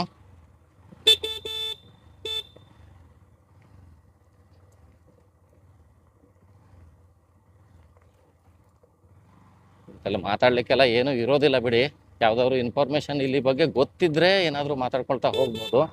ಏನೂ ಗೊತ್ತಿಲ್ಲ ಅಂದಾಗ ಇಂಥ ರೋಡ್ಗಳಲ್ಲಿ ಮಾತಾಡಲಿಕ್ಕೂ ಏನೂ ಸಿಗೋದಿಲ್ಲ ನಮಗೆ. ಆದರೆ ಈ ರೋಡಿನ ಬಗ್ಗೆನೇ ಹೇಳ್ಕೊಂತ ಸ್ವಲ್ಪ ಕೆಳಗಿಳಿಬೇಕಾಗಿರುತ್ತೆ ಅಷ್ಟೇ. ಯಾವುದೇ ಒಂದು ಘಟ್ಟವನ್ನು ಸುಮಾರು ಮುಕ್ಕಾಲು ಭಾಗ ಇಳಿದ ನಂತರ ಯಾವುದೇ ಹೆದರಿಕೆ ಆಗೋದಿಲ್ಲ. ಆದರೆ ಘಟ್ಟದ ಮಧ್ಯದಲ್ಲಿದ್ದಾಗಲೇ ಸ್ವಲ್ಪ ಹೆದರಿಕೆ ಅಂತ ಅನ್ಸೋದು. ಆದರೆ ನಾನು ನೋಡ್ತಾ ಇರೋ ಪ್ರಕಾರ ಈ ಘಟ್ಟದ ಅರ್ಧ ಭಾಗ ಅಲ್ಲ, ಕಾಲು ಭಾಗನೂ ಇಳಿಲಿಲ್ಲ ಅಂತ ನಾನು ಅಂದ್ಕೊಂಡಿದ್ದೀನಿ. ನೋಡ್ರಿ ಎಷ್ಟು ದೊಡ್ಡ ಕಲ್ಲನ್ನು ಜಂಪ್ ಮಾಡ್ಬೇಕಿಲ್ಲಿ. ಅಯ್ಯೋ, ದೊಡ್ಡ ದೊಡ್ಡ ಕಲ್ಲು ಬಂಡೆಗಳಿದ್ದಾವೆ ನೋಡಿ. ಗುಡ್ಡದ ಕಾಲಭಾಗ ಇಳಿದಿದ್ದೀವಿ ನಾವು ಅಷ್ಟೇ. ಮುಂದೆ ಪ್ರಪಾತಗಳು ಇನ್ನೂ ಕಾಣಿಸ್ತಾನೆ ಇದ್ದಾವೆ.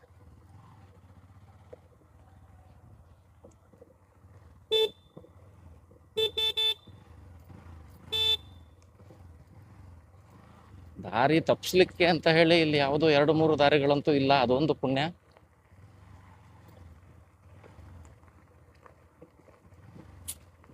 ಯಾಕೆ ಈ ರೋಡಲ್ಲಿ ಓಡಾಡುವಂತಹ ಅನಿವಾರ್ಯ ಇರುತ್ತೆ ಜನರಿಗೆ ಗೊತ್ತಾಗಲ್ಲ.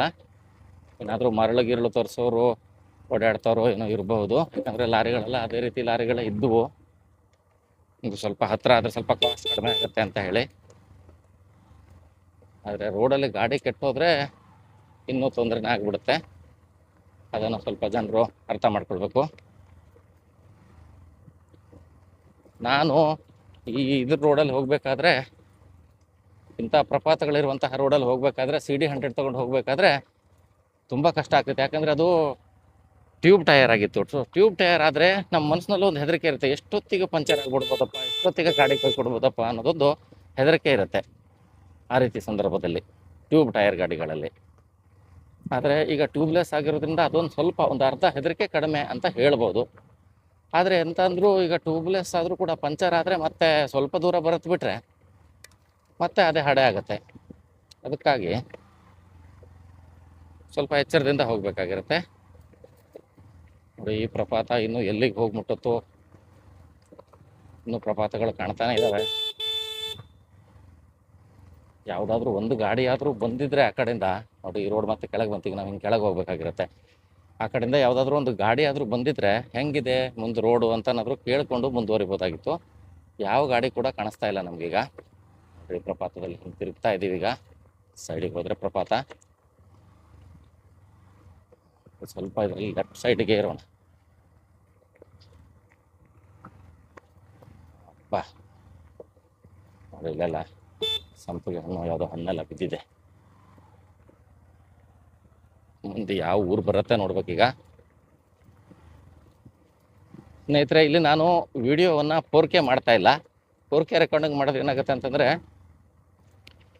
ಜಾಸ್ತಿ GB ಸ್ಟೋರ್ ಆಗಿಬಿಡುತ್ತೆ. ಮತ್ತು ಇದು ಇನ್ನು ಎಷ್ಟು ಉದ್ದ ಹೋಗಬೇಕು ಅಂತ, ಎಷ್ಟು ಲಾಂಗ್ ಹೋಗಬೇಕು ಅಂತ ನನಗೆ ಗೊತ್ತಾಗ್ತಾ ಇಲ್ಲ. ಅದಕ್ಕಾಗಿ ನಾನು ಫುಲ್ HD ಈ ವಿಡಿಯೋವನ್ನು ರೆಕಾರ್ಡ್ ಮಾಡ್ತಾ ಇದ್ದೀನಿ. ಫುಲ್ HD 60 FPS ಅಲ್ಲಿ, 4K ರೆಕಾರ್ಡ್ ಮಾಡ್ತಾ ಇಲ್ಲ.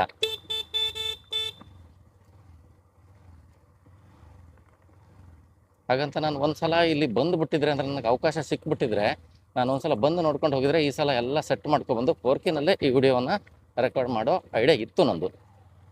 ಆದರೆ ಫಸ್ಟಿಗೆ ಬಂದಾಗ ದೊಡ್ಡ ದೊಡ್ಡ ಮಟ್ಟಿಗಳಿದ್ದ ಕಾರಣ ನಾನು ರೆಕಾರ್ಡ್ ಮಾಡಲಿಕ್ಕೂ ಆಗಲಿಲ್ಲ. ಹಾಗೆ ಮುಂದೆ ಏನೇನಿದೆ, ರೋಡ್ ಎಲ್ಲಿ ಹೋಯಿತು ಅಂತಲೂ ಕರೆಕ್ಟ್ ಗೊತ್ತಾಗದೇ ಇರೋ ಕಾರಣದಿಂದ ನಾನು ಆ ರೀತಿ ಮಾಡ್ಲಿಕ್ಕೆ ಆಗ್ತಾ ಇಲ್ಲ. ಈಗ ಸ್ವಲ್ಪ ಕೆಳಗಡೆ ಬಂದ ಕೂಡಲೇ ಈ ಟೈಪ್ ಕಾಣಿಸ್ತಾ ಇದೆ. ಸ್ವಲ್ಪ ದೊಡ್ಡ ರೋಡು ಇದೆ ಇಲ್ಲಿ. ಸ್ವಲ್ಪ ಮಟ್ಟಿಗಳನ್ನು ದಾಟ್ ಬಂದ್ವಿ ಅಂತ ಅಂದ್ಕೊಂಡಿದ್ದೀವಿ. ಆದರೂ ಹೇಳಿಕ್ಕಾಗಲ್ಲ ಮುಂದೆ ಮತ್ತೆ ಎಲ್ಲಿ ಮಟ್ಟಿ ಬಂದ್ಬಿಡುತ್ತೋ ಅಂತ. ಅವ್ರನ್ನಂತೂ ಕಂಟಿನ್ಯೂಸ್ ಮಾಡ್ತಾ ಇರಬೇಕಾಗತ್ತೆ. ಒಂದು ಸಲ ನಾನು ಮೇದಿನಿಗೆ ಹೋದಾಗ ಕೂಡ ಅದೇ ರೀತಿ ಆಗಿತ್ತು. ಅಲ್ಲಿ ಯಾವುದೇ ರೀತಿ ಪ್ರಾಣಿಗಳ ಹೆದರಿಕೆ ಅಂತೂ ಇಲ್ಲ ಬಿಡಿ. ಆದರೆ ಆ ಮೇದಿನಿ ಘಟ್ಟ ಏನಿದೆ, ಫಸ್ಟ್ ಗೇರಲ್ಲೇ ಪೂರಾ ಘಟ್ಟವನ್ನು ಹತ್ತಬೇಕಾಗುತ್ತೆ. ಇವನ್ ಸೆಕೆಂಡ್ ಗೇರ್ ಹಾಕೋದು ಕೂಡ ಸ್ವಲ್ಪ ಕಷ್ಟನೇ ಆಗುತ್ತೆ ಕೆಲವೊಂದು ಪ್ಲೇಸ್ಗಳಲ್ಲಿ ನಮ್ಮ ಗಾಡಿಗಳಿಗೆ. ಇನ್ನು ಜಾಸ್ತಿ CC ಇರೋ ಗಾಡಿಗಳಿಗೆ ನಂಗೆ ಗೊತ್ತಿಲ್ಲ. ನಂದು CD100 ಗಾಡಿ ತೊಗೊಂಡು ಹೋಗಿದ್ದೆ ನಾನು. ಆವಾಗ ಮೇದಿನಿ ಕೋಟೆಯನ್ನು ಎಕ್ಸ್ಪ್ಲೋರ್ ಮಾಡ್ಲಿಕ್ಕೆ ಹೋದಾಗ ಅದೇ ರೀತಿ ಆಗಿತ್ತು ನನಗೆ. ಬರಬೇಕಾದ್ರೆ ಬ್ರೇಕ್ ಹಾಕಿದ್ರೆ ಗಾಡಿನೇ ನಿಲ್ತಿರಲಿಲ್ಲ. ಇಂಜಿನ್ ಬ್ರೇಕಿಂಗಲ್ಲಿ ನಾನು ಕೆಳಗೋರಿಗೂ ಬರಬೇಕಾಗಿತ್ತು. ಅಂದರೆ ಮೂರನ್ನು ಯೂಸ್ ಮಾಡಬೇಕು, ಕ್ಲಚ್ಚು ಬ್ರೇಕು ಎಲ್ಲಂತೂ ಹಿಡಿಲೇಬೇಕು. ಅದ್ರ ಜೊತೆಗೆ ಇಂಜಿನ್ ಬ್ರೇಕಿಂಗನ್ನು ಕೂಡ ಯೂಸ್ ಮಾಡ್ತಾನೆ ಬರಬೇಕಾಗಿರುತ್ತೆ. ಸೊ ಅಂಥ ಒಂದು ಪರಿಸ್ಥಿತಿ ಇತ್ತು. ಇಲ್ಲಿ ಆ ರೀತಿ ಅಷ್ಟೊಂದು ಟಫ್ ಅಂತ ಅನ್ನಿಸ್ತಾ ಇಲ್ಲ. ಆದರೆ ಕಾಡು ದಟ್ಟವಾಗಿರೋದ್ರಿಂದ ಸ್ವಲ್ಪ ಎಚ್ಚರಿಕೆಯಿಂದ ಹೋಗಬೇಕು ಅಂತ ಅನ್ನಿಸ್ತಾ ಇದೆ. ಮತ್ತು ಈ ಥರ ಕರ್ವಿಂಗಲ್ಲಿ ಪ್ರಾಣಿಗಳೆಲ್ಲ ಇರೋ ಪ್ರಾಣಿಗಳ ಸಂಖ್ಯೆಗಳು ಜಾಸ್ತಿ ಇರಬಹುದೇನೋ ಅಂತ. ಯಾವುದೇ ಒಂದು ವೆಹಿಕಲ್ ಬರದೇ ಇರೋದ್ರಿಂದ ಏನಾಗಿದೆಯಪ್ಪ ಮುಂದೆ ಅನ್ನೋದು ನನಗೆ ಸ್ವಲ್ಪ ಡೌಟ್ ಆಗ್ತಾ ಇದೆ. ಏನಾದರೂ ಮುಂದೆ ರೋಡ್ ಬಂದಾಗಿದೆಯಾ, ಮತ್ತು ಏನಾದರೂ ಬಂದಾದರೆ ತುಂಬ ಕಷ್ಟ ಆಗ್ಬಿಡುತ್ತೆ. ಆಮೇಲೆ ಮತ್ತೆ ವಾಪಸ್ ಇದೇ ದಾರಿಯಲ್ಲಿ ಬರಬೇಕು ಅಂತಂದರೆ ಘಟ್ಟ ಹತ್ತಲಿಕ್ಕೆ ಸುಮಾರು ಹೊತ್ತು ಬೇಕಾಗುತ್ತೆ. ಸ್ವಲ್ಪ ಹಾರ್ನನ್ನು ಲಾಂಗಾಗಿ ಪ್ರೆಸ್ ಮಾಡ್ತಾ ಹೋಗಬೇಕಾಗಿರುತ್ತೆ. ಯಾವುದೇ ಎಕ್ಸ್ಟ್ರಾ ದಾರಿಗಳು ಕೂಡ ಅಡ್ಡ ಸಿಗ್ಲಿಲ್ಲ, ಅಂದ್ರೆ ಕನ್ಫ್ಯೂಸ್ ಆಗೋ ಚಾನ್ಸ್ ಇಲ್ಲ. ಇಲ್ಲಿ ಒಂದೇ ದಾರಿ ಕೆಳಗವರೆಗೂ ಇಳಿತಾ ಇದೆ. ಇಲ್ಲಿ ಸ್ವಲ್ಪ ಬಿಸಿಲಿದೆ. ಈಗ ಮೇಲ್ಗಡೆ ಇಳಿಬೇಕಾದ್ರೆ ಮಳೆ ಬರ್ತದನೋ ಅಂತ ಅನಿಸ್ತಾ ಇತ್ತು. ಆದರೆ ಮತ್ತೆ ಈ ಟೈಪ್ ಕರ್ವಿಂಗ್ ಅಲ್ಲಿ ರೈಟ್ ಸೈಡ್ ರೋಡಲ್ಲಿ ಸ್ವಲ್ಪ ಸುತ್ತುವರೆದು ದೂರದವರೆಗೆ ನೋಡ್ಕೊಂಡು ನೀವು ಕೆಳಗೆ ಇಳಿಯೋದು ಅಷ್ಟು. ಪ್ರಾಣಿಗಳೇನಾದ್ರು ಇದ್ರೆ ನಿಮಗೆ ಒಂದು ತಿರ್ಸ್ಲಿಕ್ಕೆ ಒಂದು ಚಾನ್ಸ್ ಸಿಗತ್ತೆ. ಅದೇ ನೀವು ಆ ಗುಡ್ಡದ ಸೈಡಲ್ಲೇ ಹಂಗೆ ಹೋಗ್ಬಿಟ್ರೆ ಅಂತಂದ್ರೆ ಎದುರುಗಡೆ ಪ್ರಾಣಿ ನಿಂತ್ರೆ ಏನು ಮಾಡ್ಲಿಕ್ಕೂ ಬರಲ್ಲ. ಸ್ವಲ್ಪ ದಟ್ಟವಾದ ಮೊಟ್ಟಿಗಳು ಕಡಿಮೆ ಆಯ್ತು ಅಂತ ಅನ್ಸುತ್ತೆ ಈಗ ಇಳಿತಾ ಬಂದಂಗೆ. ನೋಡ್ರಿ, ಯಾವುದೋ ಪ್ರಾಣಿ ಅಲ್ಲ ಪಕ್ಷಿನೋ ಏನೋ ಕೂಗ್ತಾ ಇದೆ ನೋಡ್ರಿ, ಕರಿತಾ ಇದ್ದಂಗೆ ಅನಿಸ್ತಾ ಇದೆ ನಿಮಗೆ.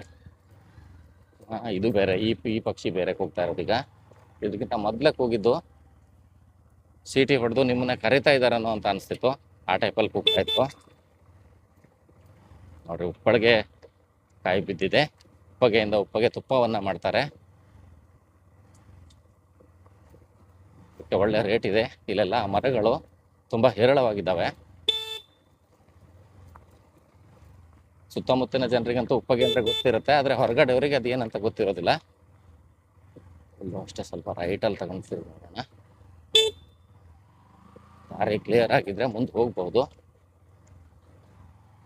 ಇಷ್ಟು ಬಂದ್ವಿ, ಒಂದು ಸಾಧಾರಣ 6 ಕಿಲೋಮೀಟರ್ ಅಂತೂ ಬಂದ್ವಿ ಅಂತ ಅನ್ಕೊಂಡಿದ್ದೀನಿ. ಒಂದು 6-7 ಕಿಲೋಮೀಟರ್ ಅಂತೂ ಬಂದಿದ್ದು ಹೌದು. ಈಗ ದೇವಿಮನೆ ಘಟ್ಟ ಸಾಧಾರಣ ಅಂದ್ರೆ ಸಿರ್ಸಿ ಕುಮಟಾ ದೇವಿಮನೆ ಘಟ್ಟ ಎಂದ್ರೆ ಅದು ಸಾಧಾರಣ ಒಂದು 8 ಕಿಲೋಮೀಟರ್ ಇರ್ಬೋದೇನಪ್ಪ. ಈ ಅಣಶಿ ಘಟ್ಟ ಆದ್ರೆ ಸುಮಾರು 14 ಕಿಲೋಮೀಟರ್ ಇದೆ. ಈ ಘಟ್ಟ ಎಷ್ಟು ಕಿಲೋಮೀಟರ್ ಇದೆ ಅನ್ನೋದನ್ನ ಈಗ ನೋಡ್ಬೇಕು. ನಾನು ಆವಾಗ ನೋಡಿದಾಗ 91 ಇತ್ತು, ಈಗ 98 ಆಗಿದೆ. ಅಂದ್ರೆ ಸಾಧಾರಣ ಒಂದು 6-7 ಕಿಲೋಮೀಟರ್ ಬಂದಿದ್ದೀವಿ ಈ ರೋಡಲ್ಲಿ.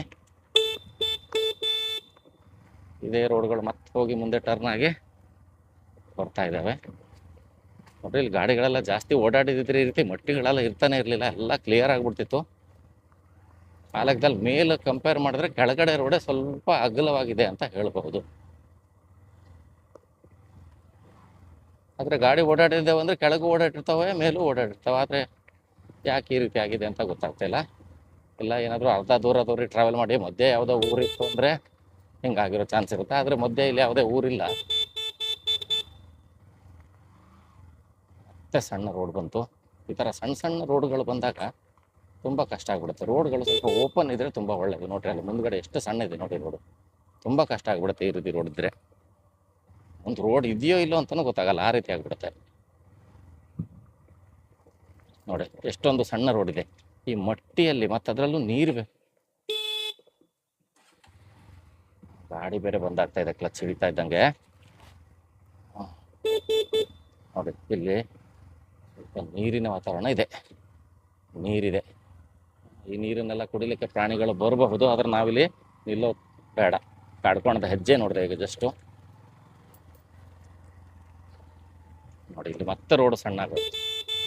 ಸೊ ಈ ರೀತಿ ರೋಡನ್ನು ಕಂಡು ಕೂಡಲೇ ಸ್ವಲ್ಪ ಡೇಂಜರಸ್ ಅಂತ ಅನ್ಸುತ್ತೆ.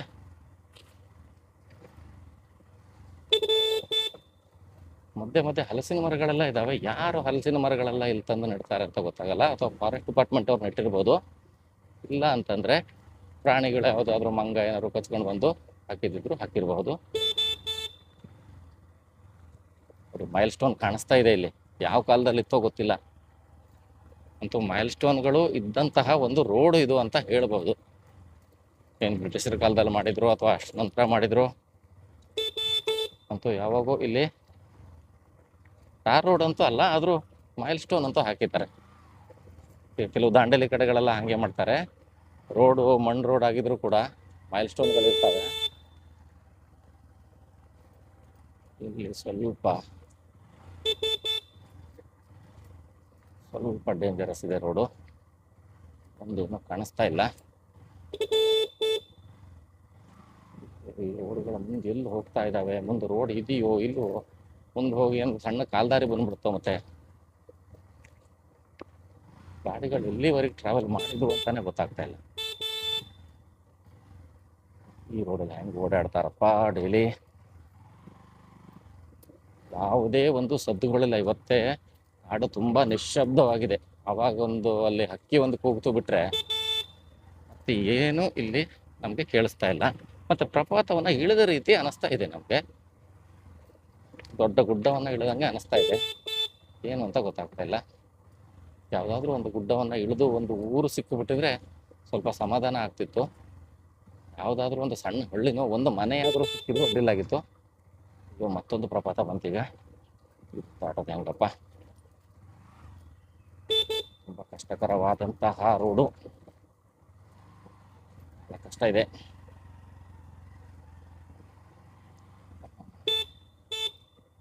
ಓ ನೋಡಿ ಎಷ್ಟೊಂದು ಸುಂದರವಾದಂತಹ ವಾತಾವರಣ ನೋಡಿ. ಇಲ್ಲೆಲ್ಲ ನೀರು ಕುಡಿಲಿಕ್ಕೆ ಪ್ರಾಣಿಗಳು ಬರ್ತವೆ ನೋಡಿ.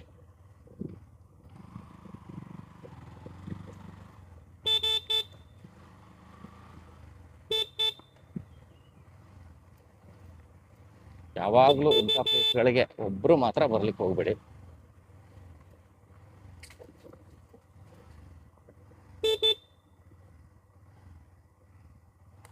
ಕೆಲವೊಂದಿಷ್ಟು ಮರಗಳ ಆಕೃತಿಗಳನ್ನ ದೂರದಿಂದ ನೋಡಿದಾಗ ಇದೇನು ಪ್ರಾಣಿಗಳು ಅಥವಾ ಮನುಷ್ಯರು ಅಂತ ಒಂದ್ಸಲ ಕನ್ಫ್ಯೂಸ್ ಆಗಿಬಿಡುತ್ತೆ.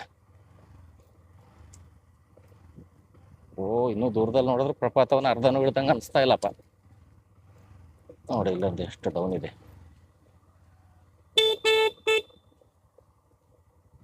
ಒಂದು ಗಾಡಿ ಆದರೂ ಸಿಕ್ಕಿದ್ರೆ, ಯಾರಾದರೂ ಓಡಾಡಿದ್ದಾರೆ ಬರ್ತಾರೆ, ರೋಡ್ ಓಪನ್ ಇದೆ ಅಂತ ಅನ್ನಿಸ್ತಿತ್ತು. ಈಗ ನೋಡಿದ್ರೆ ಮುಂದೆಲ್ಲ ರೋಡ್ ಬ್ಲಾಕ್ ಆಗಿದೆಯೋ ಎಂಥದ್ದೇನೋ ಗೊತ್ತಾಗ್ತಾ ಇಲ್ಲ. ನನ್ನ ವಾಯ್ಸು ನಿಮಗೆ ಕೇಳಿಸ್ತಾ ಇಲ್ವೋ ಏನೇನೋ ಗೊತ್ತಿಲ್ಲ.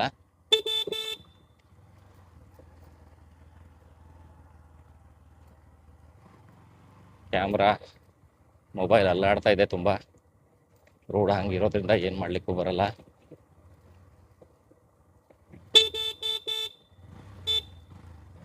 ಸ್ವಲ್ಪ ಎಕ್ಸಲೇಟರ್ ಯೂಸ್ ಮಾಡ್ತಾ ನೋಡಿ ಅಲ್ಲಿ ತೋರಿಸ್ತಾ ಇದೆ ನೋಡಿ. ಒಂದು ಮೈಲ್ ಸ್ಟೋನ್ ಪಕ್ಕ ತೋರಿಸ್ತೀನಿ ಈಗ. ಯಾವ ಕಾಲದ್ದು ಅಂತ ಗೊತ್ತಿಲ್ಲ ಇದು. ನೋಡಿ ಎದುರುಗಡೆ ಕಾಣ್ತಾ ಇದೆ 12 ಅಂತ ಬರ್ಕೊಂಡಿದೆ. ಏನದು 12? ಸಂತೆಗುಳಿ.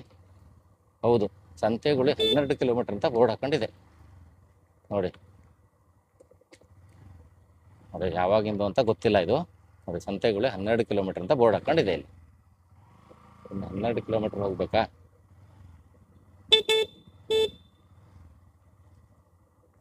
ನಾನು ಈ ರೋಡಿಂದ ಮೇನ್ ರೋಡಿಗೆ ಟಚ್ ಆದರೆ ಸಾಕು. ಸಂತೆಗುಳಿ ಊರಿಗೆ ಹೋಗ್ಬೇಕಂತ ಇಲ್ಲ. ಈ ರೋಡ್ ಹೆಂಗಿದೆ ಅಂತ ಎಕ್ಸ್ಪ್ಲೋರ್ ಮಾಡಲಿಕ್ಕೆ ಇಲ್ಲಿಂದ ಹೊರಗೆ ಬಿದ್ದು ಮೇನ್ ರೋಡಿಗೆ ಟಚ್ ಆದರೆ ಸಾಕು. ಆ ನಂತರ ಸ್ವಲ್ಪ ಸಮಾಧಾನವಾಗಿ ಆ ಕಡೆ ಹೋಗ್ಬೋದು. ನೋಡಿ ಇಲ್ಲೊಂದು ವಾಟರ್ ಸೋರ್ಸ್ ಇದೆ. ಇಷ್ಟೊಂದು ತುಂಬ ಚೆನ್ನಾಗಿ ಕಾಣಿಸ್ತಾ ಇದೆ. ಇಲ್ಲೆಲ್ಲ ಕುಸ್ತೋಗಿದೆ. ಬಾಳೆ ಗಿಡಗಳೆಲ್ಲ ಇದ್ದಾವೆ, ಕಾಡು ಬಾಳೆ. ನೋಡಿ ಕಾಡು ಬಾಳೆ ಗಿಡಗಳೆಲ್ಲ ಕಾಣಿಸ್ತಾ ಇದ್ದಾವೆ ನಿಮಗೆ. ನೋಡಿ ಇಷ್ಟೊಂದು ಸುಂದರವಾದಂತಹ ಪ್ಲೇಸು. ನೋಡಿ ಇಲ್ಲೊಂದಿಷ್ಟು ಬಾಳೆ ಗಿಡ ಇದ್ದಾವೆ. ಇದೇ ನಮ್ಮ ಊರ ಕಡೆ ಇದ್ದಿದ್ದಾಗಿದ್ರೆ ಹೋಗ್ಕೊಂಡು ಹೋಗ್ತಾ ಇರ್ತಿದ್ರು ಜನರು. ಆದರೆ ಇದು ಗಿಡನೇ ಇರ್ತಿರ್ಲಿಲ್ಲ. ಊಟಕ್ಕೆ ಅದಕ್ಕೆ ಅಂತ ಹೇಳಿ ಯೂಸ್ ಮಾಡಿಬಿಡ್ತಿದ್ರು. ಇಲ್ಲೇನಾದರೂ ಅದರಲ್ಲಿ ಊಟ ಮಾಡಿದ್ರೆ ಪ್ರಾಣಿಗಳೇ ಊಟ ಮಾಡ್ಬೇಕಷ್ಟೇ, ಬಾಳೆ ಹಾಕ್ಕೊಂಡು. ಊಟ ಮಾಡೋದಕ್ಕಿಂತ ಬಾಳೆ ಗಿಡನ ಪೂರ ತಿಂದಿರ್ತವೆ. ಹಂದಿಗಳೆಲ್ಲ ಅಗ್ದು ಬಿಡ್ತಾವೆ ಬೇಗನೆ. ಆದರೂ ಒಂದೆರಡು ಬಾಳೆ ಗಿಡ ಉಳ್ಕೊಂಡಿದ್ದಾವೆ. ಎಷ್ಟು ದೂರ ಇಳಿಬೇಕು. ಬೆಟ್ಟದ ಗಿಡಗಳೆಲ್ಲ ರೋಡ್ ಸೈಡ್ಗೆ ಕಾಣಿಸ್ತಾ ಇದ್ದಾವೆ, ನೀವು ನೋಡ್ಬೋದು. ಈಗ ನೋಡಿ ಇಲ್ಲಿ ಯಾವುದೋ ಒಂದು ಮೇಲ್ಗಡೆಯಿಂದ ಒಂದು ರೋಡ್ ಬಂತು. ಇದೇ ಒಂದು ರೋಡು ಈಗ ನಾನು ನೋಡಿದ್ದು ಅಂತಂದ್ರೆ ನೋಡಿ ಮೇಲ್ಗಡೆಯಿಂದ ಬರ್ತಾ ಇದೆ. ಯಾವ ಊರಿಗೆ ಹೋಗುತ್ತೋ ಗೊತ್ತಿಲ್ಲ. ಹೆಚ್ಚಾಗಿ ಈ ರೋಡಲ್ಲಿ ಹಿಂಗೆ ಗಾಡಿಗಳೆಲ್ಲ ಬಂದು ಹಿಂಗೆ ಮೇಲೆ ಹೋಗ್ತಾವೋ ಅಥವಾ ಮೇಲಿಂದ ಕೆಳಗೆ ಬರ್ತಾವೋ ಏನೇನೋ ಗೊತ್ತಿಲ್ಲ. ಆದರೆ ಬನ್ನಿ ಈ ರೋಡಲ್ಲಿ ಹೋಗುವ. ಈಗ ಫಸ್ಟ್ ಟೈಮ್ ನಮಗೆ ಒಂದು ರೋಡ್ ಇದಕ್ಕೆ ಬಂದು ಸೇರೋದು ಗೊತ್ತಾಯ್ತು. ನೋಡಿ ಕಟ್ಟೆ ಇದೆ, ಬ್ರಿಡ್ಜ್ ಇತ್ತು ಇಲ್ಲಿ ಮೊದಲು. ಅಲ್ಲೊಂದು ಮರ ನೋಡಿ ಎಷ್ಟು ಚಂದ ಇದೆ. ಅದರಲ್ಲಿ ಹಕ್ಕಿಗಳು ಗೂಡು ಕಟ್ಕೊಂಡು ಉಳಿಬಹುದು, ಇಳಿಯಂತಹ ಪಕ್ಷಿಗಳು.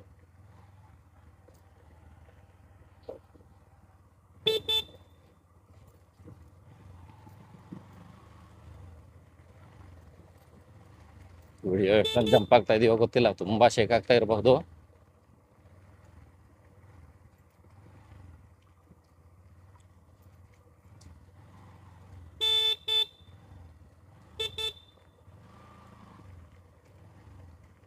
ಯಾವಾಗಲೂ ಘಟ್ಟದ ಮೇಲಿಂದ ಕೆಳಗಡೆ ಇಳಿಬೇಕಾದ್ರೆ ಒಂದು ಸಲ ನಮ್ಮ ಕಿವಿ ಕಟ್ಕೊಂಡಂಗೆ ಅಂತ ಅನಿಸುತ್ತೆ. ಯಾಕೆಂತಂದರೆ ಗಾಳಿಯ ಪ್ರೆಷರ್ಗಿರ್ಬೋದು ಕಿವಿ ಕಟ್ಕೊಳುತ್ತೆ. ಸೊ ಇಲ್ಲೂ ಕೂಡ ಈಗ ನನಗೆ ಹಾಗಾಯಿತು. ಇಷ್ಟೊತ್ತನಕ ಆಗಿರಲಿಲ್ಲ. ಅಂದರೆ ಈಗ ನಾವು ಸ್ವಲ್ಪ ಬೆಟ್ಟದ ಕೆಳಭಾಗಕ್ಕೆ ಬಂದ್ವೇನೋ ಅಂತ ಅನಿಸ್ತಾ ಇದೆ. ಕೆಳಭಾಗದಲ್ಲಿ ಅಂದರೆ ಪೂರಾ ಕೆಳಭಾಗಕ್ಕಲ್ಲ, ಯಾಕಂದರೆ ಇನ್ನೂ ದೊಡ್ಡ ದೊಡ್ಡ ಪ್ರಪಾತಗಳೇ ಇದ್ದಾವೆ. ಸ್ವಲ್ಪ ಕೆಳಗೆ ಬಂದ್ವಿ ಅಂತ ಅನಿಸ್ತಾ ಇದೆ. ಏರ್ ಪ್ರೆಷರ್ ನೋಡಿದರೆ, ಕಿವಿ ಕಟ್ಕೊಂಡಿರೋದು ನೋಡಿದರೆ ನೋಡಿ, ಇಂಥದ್ದು ಭಾಳ ಡೇಂಜರು. ಇಲ್ಲಿ ಸೈಡಿಗೆ ಹೋಗಿ ಹಿಂಗೆ ನಿಲ್ಲಿಸ್ಬಿಟ್ರು ಹೆದರಿಕೆ. ಯಾಕೆಂದರೆ ಮುಂದೆ ರೋಡೇ ಕಾಣಿಸಲ್ಲ ಹೇಗಿದೆ ಅಂತ ಹೇಳ್ಬಿಟ್ಟು. ನನ್ನ ಪ್ರಕಾರ ಇಲ್ಲಿ ನಾನು ಗೋಪುರನೇ ಕಟ್ಕೊಂಡು ಬರಬೇಕಾಗಿತ್ತು. ನೋಡಿ ಪ್ರಪಾತ ಇನ್ನೂ ಎಷ್ಟಿದೆ ಅಂತ ಹೇಳಿ. ಕೆಳಗೆ ಬಂದಿಲ್ಲ ಇನ್ನು ನಾವು, ದೂರದಲ್ಲಿ ಕಾಣಿಸ್ತಾ ಇದೆ ನೋಡಿ. ಗೋಪುರ ಕಟ್ಟಿದರೆ ಕರೆಕ್ಟ್ ಇತ್ತು ಅಂತ ಅನಿಸ್ತಾ ಇದೆ. ಸ್ವಲ್ಪ ಶೇಕ್ ಆಗ್ತಾ ಇರಲಿಲ್ಲ, ಅದನ್ನು ತಪ್ಪು ಮಾಡಿಬಿಟ್ಟೆ ನಾನು. ಮೊಬೈಲಲ್ಲಿ ತುಂಬ ಶೇಕ್ ಆಗುತ್ತೆ. ಯಾಕಂದರೆ ರೋಡ್ ಸರಿ ಇದ್ದರೆ ಶೇಕ್ ಆಗಲ್ಲ. ರೋಡು ಸರಿ ಇಲ್ಲದೆ ಇರೋದ್ರಿಂದ ತುಂಬ ಶೇಕ್ ಆಗುತ್ತೆ ಇಲ್ಲಿ. ಮಧ್ಯೆ ಮಧ್ಯೆ ಹಲಸಿನ ಮರಗಳೆಲ್ಲ ಇದ್ದಾವೆ, ಮಾವಿನ ಮರಗಳೆಲ್ಲ ಇದ್ದಾವೆ. ಮಾವಿನ ಮರ ಇದ್ರೆ ನಮಗೇನು ಭಯ ಅನ್ಸಲ್ಲ, ಹಲಸಿನ ಮರ ಇದ್ರೆ ಸ್ವಲ್ಪ ಭಯ ಅಂತ ಅನ್ಸುತ್ತೆ. ಯಾಕಂದರೆ ಕರಡಿಗಳು ಹಲಸಿನ ಹಣ್ಣು ತಿನ್ನಲಿಕ್ಕೆ ಬರ್ತವೆ. ಹಲಸಿನ ಹಣ್ಣು ಬಿಡುವಂತಹ ಸೀಸನ್ ಇದು, ಅದಕ್ಕಾಗಿ ಅದೊಂದು ಹೆದರಿಕೆ. ಇಲ್ಲಿ ಸ್ವಲ್ಪ ಮಳೆ ಆಗಿ ರೋಡೆಲ್ಲ ತುಂಬ ಹಾಳಾಗಿದೆ, ಭಾಳ ಹೋಗಿದೆ ರೋಡು. ಅದ್ರ ಸ್ವಲ್ಪ ನೋಡಿಕೊಂಡು ಜಾರತ್ತೆ. ಗೋಪ್ರೋ ಕ್ಯಾಮ್ರಾನೇ ಬೆಸ್ಟ್ ಇತ್ತು ಅಂತ ಅನಿಸ್ತಾ ಇದೆ. ಹೌದು ಬಿಡಿ, ಮೊಬೈಲ್ ಈ ಥರ ಶೇಕ್ ಆಗೋದು ನೋಡಿದ್ರೆ ನಿಮಗೆ ವಿಡಿಯೋ ನೋಡಲಿಕ್ಕೂ ಕೂಡ ಕಷ್ಟ ಆಗುತ್ತೆ.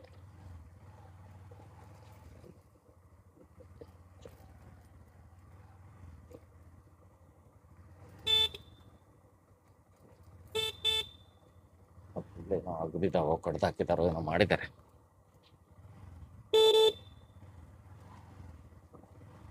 ಯಾವ ರೋಡ್ ಸಿಗತ್ತೆ ಈಗ, ಯಾವ ಊರು ಸಿಗತ್ತೆ, ಅಥವಾ ಮತ್ತೆಲ್ಲಾದರೂ ಕನ್ಫ್ಯೂಸ್ ಆಗುವಂಥ 2 ರೋಡ್ಗಳು ಸಿಕ್ಕಿಬಿಡ್ತಾವ, ಅದನ್ನು ನೋಡ್ಬೇಕೀಗ.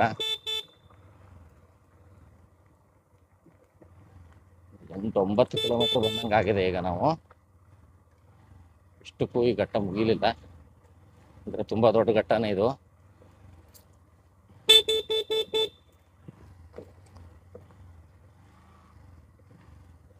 ಇನ್ನು ಈ ಥರ ಪ್ಲೇಸ್ಗಳೆಲ್ಲ ಹೋಗ್ಬೇಕಾದ್ರೆ ಗೋಪ್ರೋ ಕ್ಯಾಮ್ರಾನ ತಗೊಂಡು ಹೋಗ್ತೀನಿ. ಅದಕ್ಕೊಂದು ಶೇಕ್ ಆಗುತ್ತೆ ಅಂತ ಗೊತ್ತಿರಲಿಲ್ಲ. ಮತ್ತೆ ಕಿವಿ ಕಟ್ಕೊಬಿಟ್ರೆ ಯಾವುದಾದ್ರೂ ಸೌಂಡ್ ಆದರೂ ನಮಗೆ ಕೇಳೋದಿಲ್ಲ, ಅದೊಂದು ಪ್ರಾಬ್ಲಮ್ಮು. ಕಟ್ಟದ ಕೆಳಗೆ ಇಳಿಬೇಕಾದ್ರೆ ಕಿವಿ ಕಟ್ಕೊಳ್ಳೋದ್ರಿಂದ ಯಾವುದಾದ್ರೂ ಸೌಂಡ್ ಇದ್ದರೆ ಪ್ರಾಣಿ ಪಕ್ಷಿಗಳು ಕೂಗಿದ್ರು ಕೂಡ ಅಷ್ಟೊಂದು ಕರೆಕ್ಟಾಗಿ ಕೇಳಿಸೋದಿಲ್ಲ, ಅದೊಂದು ಪ್ರಾಬ್ಲಮ್ ಆಗುತ್ತೆ. ಎಷ್ಟು ದೂರ ಇರಬೇಕಪ್ಪ ಈ ಘಟ್ಟದಲ್ಲಿ ಗೊತ್ತಾಗ್ತಾನೆ ಇಲ್ಲ. ಮತ್ತೆ ಮಳೆ ಮೋಡ ಆಗೋಯ್ತಲ್ಲ. ಈಗ ಮಳೆ ಬಂದರೆ ಮತ್ತೆ ಪರಿಸ್ಥಿತಿ ಕೆಟ್ಟಂಗೆ.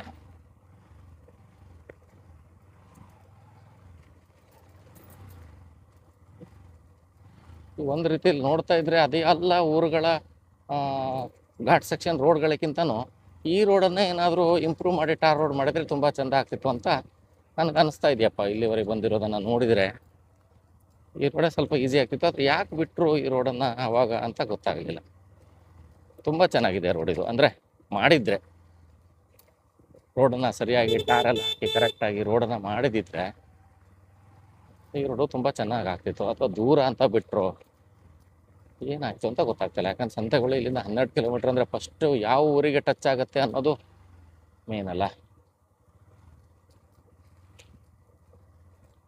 ಕಲ್ಲುಗಳಲ್ಲಿ ಬೈಕ್ ಹೊಡಿಬೇಕಾದ್ರೆ ಸ್ವಲ್ಪ ಹುಷಾರಾಗಿರ್ಬೇಕು, ಕಲ್ಲುಗಳು ಹೊರಳೋ ಚಾನ್ಸಸ್ ಇರುತ್ತೆ.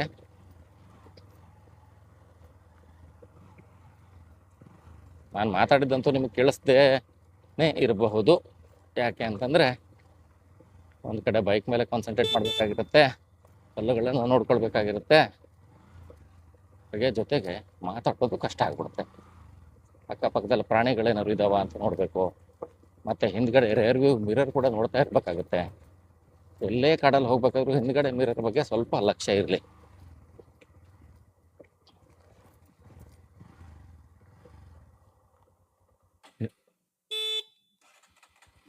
ನಿಲ್ಲಬಾರ್ದು, ಆದರೂ ಕೆಲವೊಂದು ಸಲ ಕ್ಲಚ್ಚು ಎಲ್ಲ ಹಿಡಿದು ಸುಸ್ತಾಗಿ ಒಂದೊಂದು ಸಲ ಕಾಡಲ್ಲಿ ನಿಲ್ಲಬೇಕಾದ ಪರಿಸ್ಥಿತಿ ಬಂದುಬಿಡುತ್ತೆ.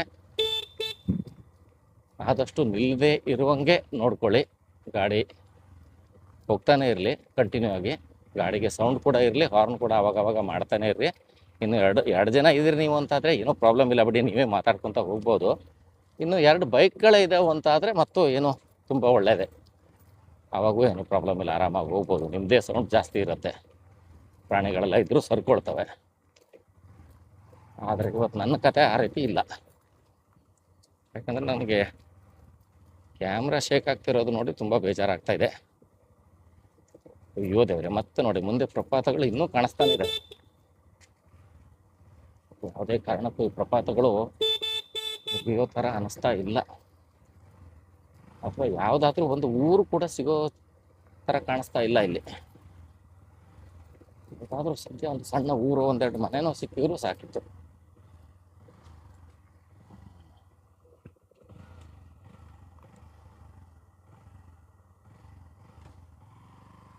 ಆಗಲೇ 40 ನಿಮಿಷ ಆಯಿತು ಅಂತ ಅಂದ್ಕೊಂಡಿದ್ದೀನಿ. ಇಷ್ಟೆಲ್ಲ ಹೊತ್ತು ಟ್ರಾವೆಲ್ ಮಾಡಬೇಕಾಗಿರುತ್ತಾ ಈ ರೋಡಲ್ಲಿ? ಒಳ್ಳೆ ರೋಡ್ ಆಗಿದ್ರೆ 40 ನಿಮಿಷ ಎಲ್ಲ ಬೇಡ ಆಗಿತ್ತು. ಅಗತ್ಯ ಆಗಿದ್ದರೆ ಸ್ವಲ್ಪ ಈ ವಿಡಿಯೋವನ್ನು ಕಟ್ ಮಾಡಿ ಹಾಕ್ತೀನಿ. ಯಾಕಂತಂದರೆ ಒಂದು ಲಾಂಗ್ ವಿಡಿಯೋವನ್ನು ಅಪ್ಲೋಡ್ ಮಾಡಲಿಕ್ಕೂ ಕಷ್ಟ ಆಗ್ಬೋದು. ಹಾಗೆ ನೋಡೋರಂತೂ ನೋಡೋದೇ ಇಲ್ಲ ಬಿಡಿ, ಓಡಿಸಿ ನೋಡ್ತಾರೆ. ಯಾಕಂದರೆ ಜನರು ಈಗ ಶಾರ್ಟ್ ವಿಡಿಯೋಗಳನ್ನು ನೋಡಿಬಿಟ್ಟು ಎಲ್ಲದೂ ಒಂದು 30 ಸೆಕೆಂಡಲ್ಲೇ 50 ಸೆಕೆಂಡಲ್ಲಿ ರಿಸಲ್ಟ್ ಸಿಕ್ಬಿಡಲಿ ಅಂತ ಅಂದ್ಕೊಳ್ತಾರೆ.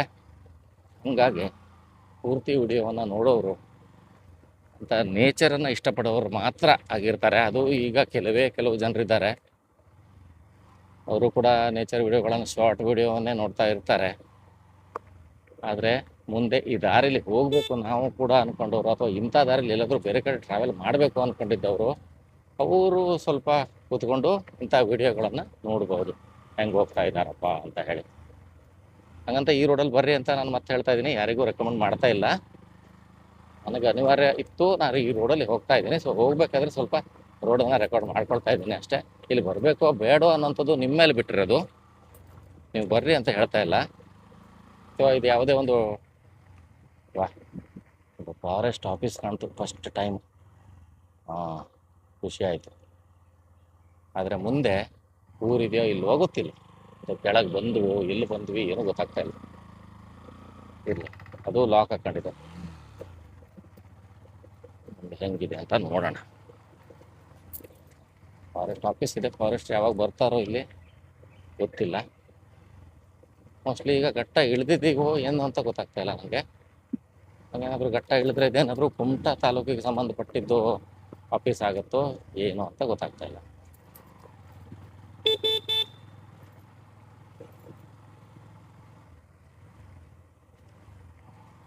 ಎಷ್ಟು ಫಾರೆಸ್ಟ್ ವಾಚ್ಮ್ಯಾನ್ ಆದರೂ ಈ ರೋಡಲ್ಲಿ ಓಡಾಡ್ತಾರಂದರೆ ಸ್ವಲ್ಪ ಧೈರ್ಯವಾಗೇ ಓಡಾಡಬೇಕು ಅವರು ಕೂಡ. ಯಾಕಂತಂದರೆ ಅಷ್ಟೊಂದು ಡೇಂಜರಸ್ ಪ್ಲೇಸ್ ಇದು. ರೋಡ್ಗಳು ಒಂದೊಂದ್ಸಲ ದೊಡ್ಡ ಇರ್ತವೆ, ಒಂದೊಂದ್ಸಲ ಕಾಣಿಸೋದೇ ಇಲ್ಲ ಮುಂದೆ ರೋಡ್ ಇದೆಯೋ ಇಲ್ಲೋ ಅಂತ. ನೋಡಿ ಇಲ್ಲಿ ಕೂಡ ಹಾಗೆ ಆಗಿದೆ, ಈಗ ರೋಡ್ ಇದೆಯೋ ಇಲ್ಲೋ ಅನ್ನೋದೇ ಗೊತ್ತಾಗ್ತಾ ಇಲ್ಲ. ಸ್ವಲ್ಪ ಮಟ್ಟಿಗೆ ನೋಡಿದ್ರೆ ಕೆಳಗೆ ಇಳಿದಿದ್ದೀವಿ, ಆದರೂ ಕೆಳಗೆ ಇಳಿದಿದ್ದೀವಿ ಅಂತ ಅನಿಸ್ತಾ ಇಲ್ಲ. ಅದು ಮುಂದುಗಡೆ ಗುಡ್ಡವನ್ನೆಲ್ಲ ನೋಡಿದಾಗ ಅಂತ ಪಾಪ ಮರದ ತುಂಡು ಬಿದ್ದಿದೆ.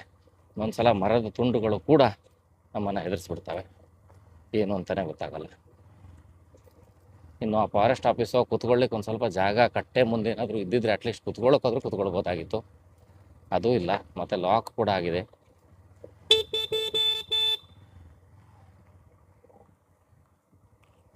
ಏನು ಘಟ್ಟದ ಮಧ್ಯದಲ್ಲಿ ಆಫೀಸ್ ಮಾಡಿಬಿಟ್ಟಿದ್ದಾರೆ, ಮತ್ತು ಇನ್ನೂ ಅಷ್ಟೇ ಘಟ್ಟವನ್ನು ಕೆಳಗೆ ಇಳಿಬೇಕು, ಏನು ಅಂತ ಗೊತ್ತಾಗ್ತಾ ಇಲ್ಲ. ಮುಂದುಗಡೆ ನೋಡಿದರೆ ದೊಡ್ಡ ದೊಡ್ಡ ಹೊಂಡಗಳೇ ಕಾಣಿಸ್ತಾ ಇದ್ವಿ. ಸುಮಾರು ಬಂದಿದ್ದೀವಿ, ಆ ಲೆಕ್ಕದಲ್ಲಿ ಮುಕ್ಕಾಲು ಭಾಗ ಅಂತೂ ಘಟ್ಟವನ್ನು ಇಳಿದಿದ್ದೀವಿ ಅಂತ ಹೇಳ್ಬೋದು. ಒಂದು ಕಾಲು ಭಾಗ ಇರಬಹುದು ಇಳಿಯೋದಾದ್ರೂ. ಇಳಿದು ಅದೇ ಹೇಳಿದ್ನಲ್ಲ ನಾನು ಆವಾಗ ಹೇಳ್ದಂಗೆ, ಯಾವುದಾದ್ರೂ ಒಂದು ಊರು ಸಿಕ್ಕಿದ್ರೆ ಸ್ವಲ್ಪ ಸಮಾಧಾನ ಆಗ್ತಿತ್ತು. ಇದು ಹುಲ್ಲೆಲ್ಲ ತಂದು ಹಾಕಿಟ್ಟಿದ್ದಾರೆ ರಿಪೇರಿ ಮಾಡಲಿಕ್ಕೆ.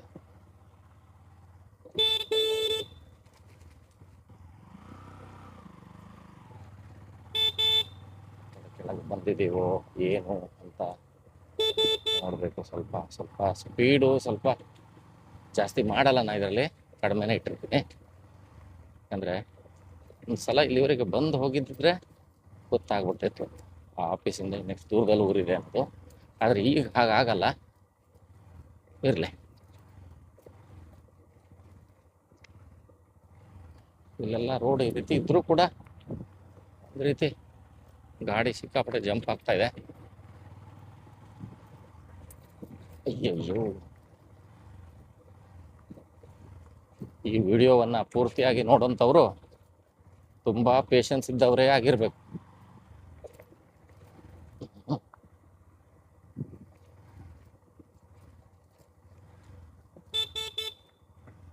ಈ ಆಫೀಸನ್ನ ನೋಡಿದ್ರೆ ಗಟ್ಟದ ಕೆಳಗಿಲ್ಲ ಆಫೀಸ್, ಇದು ಅರ್ಧ ಗುಡ್ಡದಲ್ಲಿದೆ ಅಂತ ಅನ್ಸುತ್ತೆ.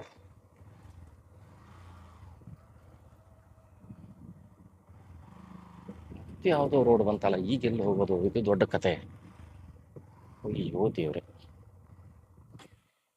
ಹೌದು ಎರಡು ರೋಡ್ ಬಂತಲ್ಲ. ರೋಡ್ ಹಾಕ್ತಾ ಇದೆ, ನೋಡ್ಬಿಡೋಣ.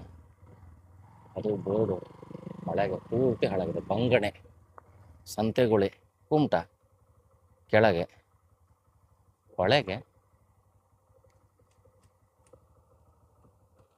ಮತ್ತೆ ಹೇಳ್ತಾ ಇದ್ದೀನಿ, ಇಂಥ ಪ್ಲೇಸ್ಗಳಲ್ಲಿ ಇಳಿಬಾರ್ದು. ಆದರೂ ಕೂಡ ಇದನ್ನು ನೋಡಲೇಬೇಕಾಗಿದೆ. ಈಗ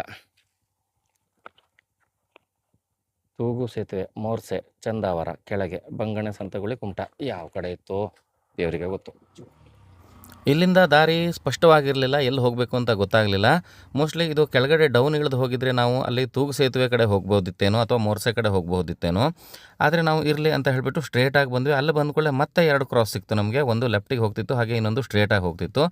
ನಾವು ಇಲ್ಲಿ ಸ್ಟ್ರೇಟಾಗಿ ಹೋಗಲಿಕ್ಕೆ ಡಿಸೈಡ್ ಮಾಡಿದ್ವಿ. ಹಾಗೆ ನಾವು ತಗೊಂಡಿರುವಂತಹ ಡಿಸಿಷನ್ ಕೂಡ ಕರೆಕ್ಟ್ ಇತ್ತು.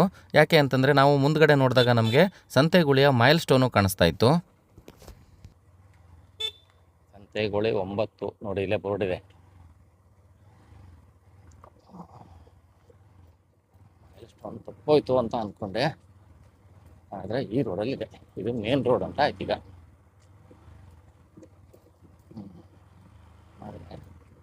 ಯಾವ ನದಿಯನ್ನು ದಾಟಬೇಕು ಈಗ? ಅಘನಾಶಿನಿ ನದಿಯನ್ನು ಎಲ್ಲಿ ದಾಟಬೇಕು ಅಂತ ನೋಡ್ಬೇಕಷ್ಟೆ. ಓಹೋ,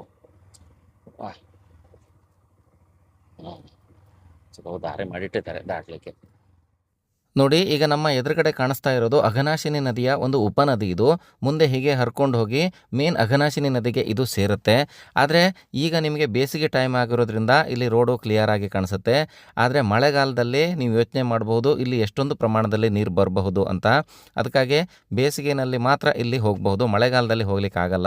ನೀವೇನಾದರೂ ಮಳೆಗಾಲದಲ್ಲೂ ಹೋಗಬೇಕು ಅಂತಂದರೆ ಆವಾಗ ನಾನು ಅಲ್ಲಿ 2 ಕ್ರಾಸ್ ಸಿಕ್ಕಿದಾಗ ಒಂದು ಬೋರ್ಡ್ ಎಲ್ಲ ತೋರಿಸಿದ್ನಲ್ವ, ಅಲ್ಲಿಂದ ಕೆಳಗೆ ಹೋಗಿ ಆನಂತರ ತೂಗು ಸೇತುವೆ ಮೇಲೆ ಹೋಗಬೇಕು ಅಂತ ಇರಬಹುದು. ಮೋಸ್ಟ್ಲಿ ನನ್ನ ಪ್ರಕಾರ ಹಾಗೆ ಅನಿಸ್ತಾ ಇದೆ.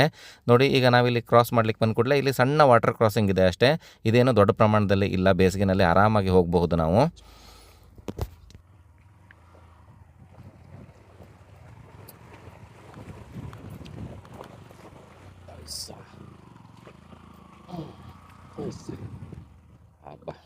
ಇಷ್ಟು ದೊಡ್ಡ ಹೊಳೆ ಮಳೆಗಾಲದಲ್ಲಿ ತುಂಬಿ ಹರಿಯುತ್ತೆ ಅಂತ ಅನಿಸುತ್ತೆ. ನೋಡಿ, ಈಗ ನಾವು ಆ ಕಡೆಯಿಂದ ಈ ಕಡೆ ಬಂದ್ವಿ ಇದೇ ದಾರಿಯಲ್ಲಿ. ಈಗ ಈ ಹೊಳೆ ಹೀಗೆ ಮುಂದೆ ಹೋಗಿ ಅಘನಾಶಿನಿ ನದಿಯನ್ನು ಸೇರುತ್ತೆ. ಈಗ ನಾವು ಹೋಗಬೇಕಾಗಿರೋದು ಈ ದಾರಿ. ಬನ್ನಿ ಹೊರಡೋಣ.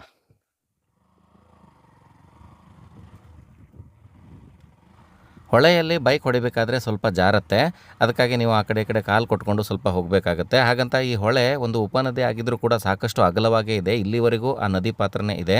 ಮಳೆಗಾಲದಲ್ಲಿ ಇಲ್ಲೆಲ್ಲ ನೀರು ಬರಬಹುದು ಅಂತ ಅನಿಸ್ತಾ ಇದೆ. ಹಾಗೆ ಇಲ್ಲಿ ನಮಗೆ ಈಗ ಒಂದು ಅಪ್ ಸಿಗ್ತಾ ಇದೆ ನೋಡಿ. ಈ ಅಪ್ಪನ್ನು ಹತ್ತಬೇಕೀಗ. ಮುಂದ್ಗಡೆ ಏನು ಕಾಣಿಸುತ್ತೆ ಅಂತ ನೋಡೋಣ.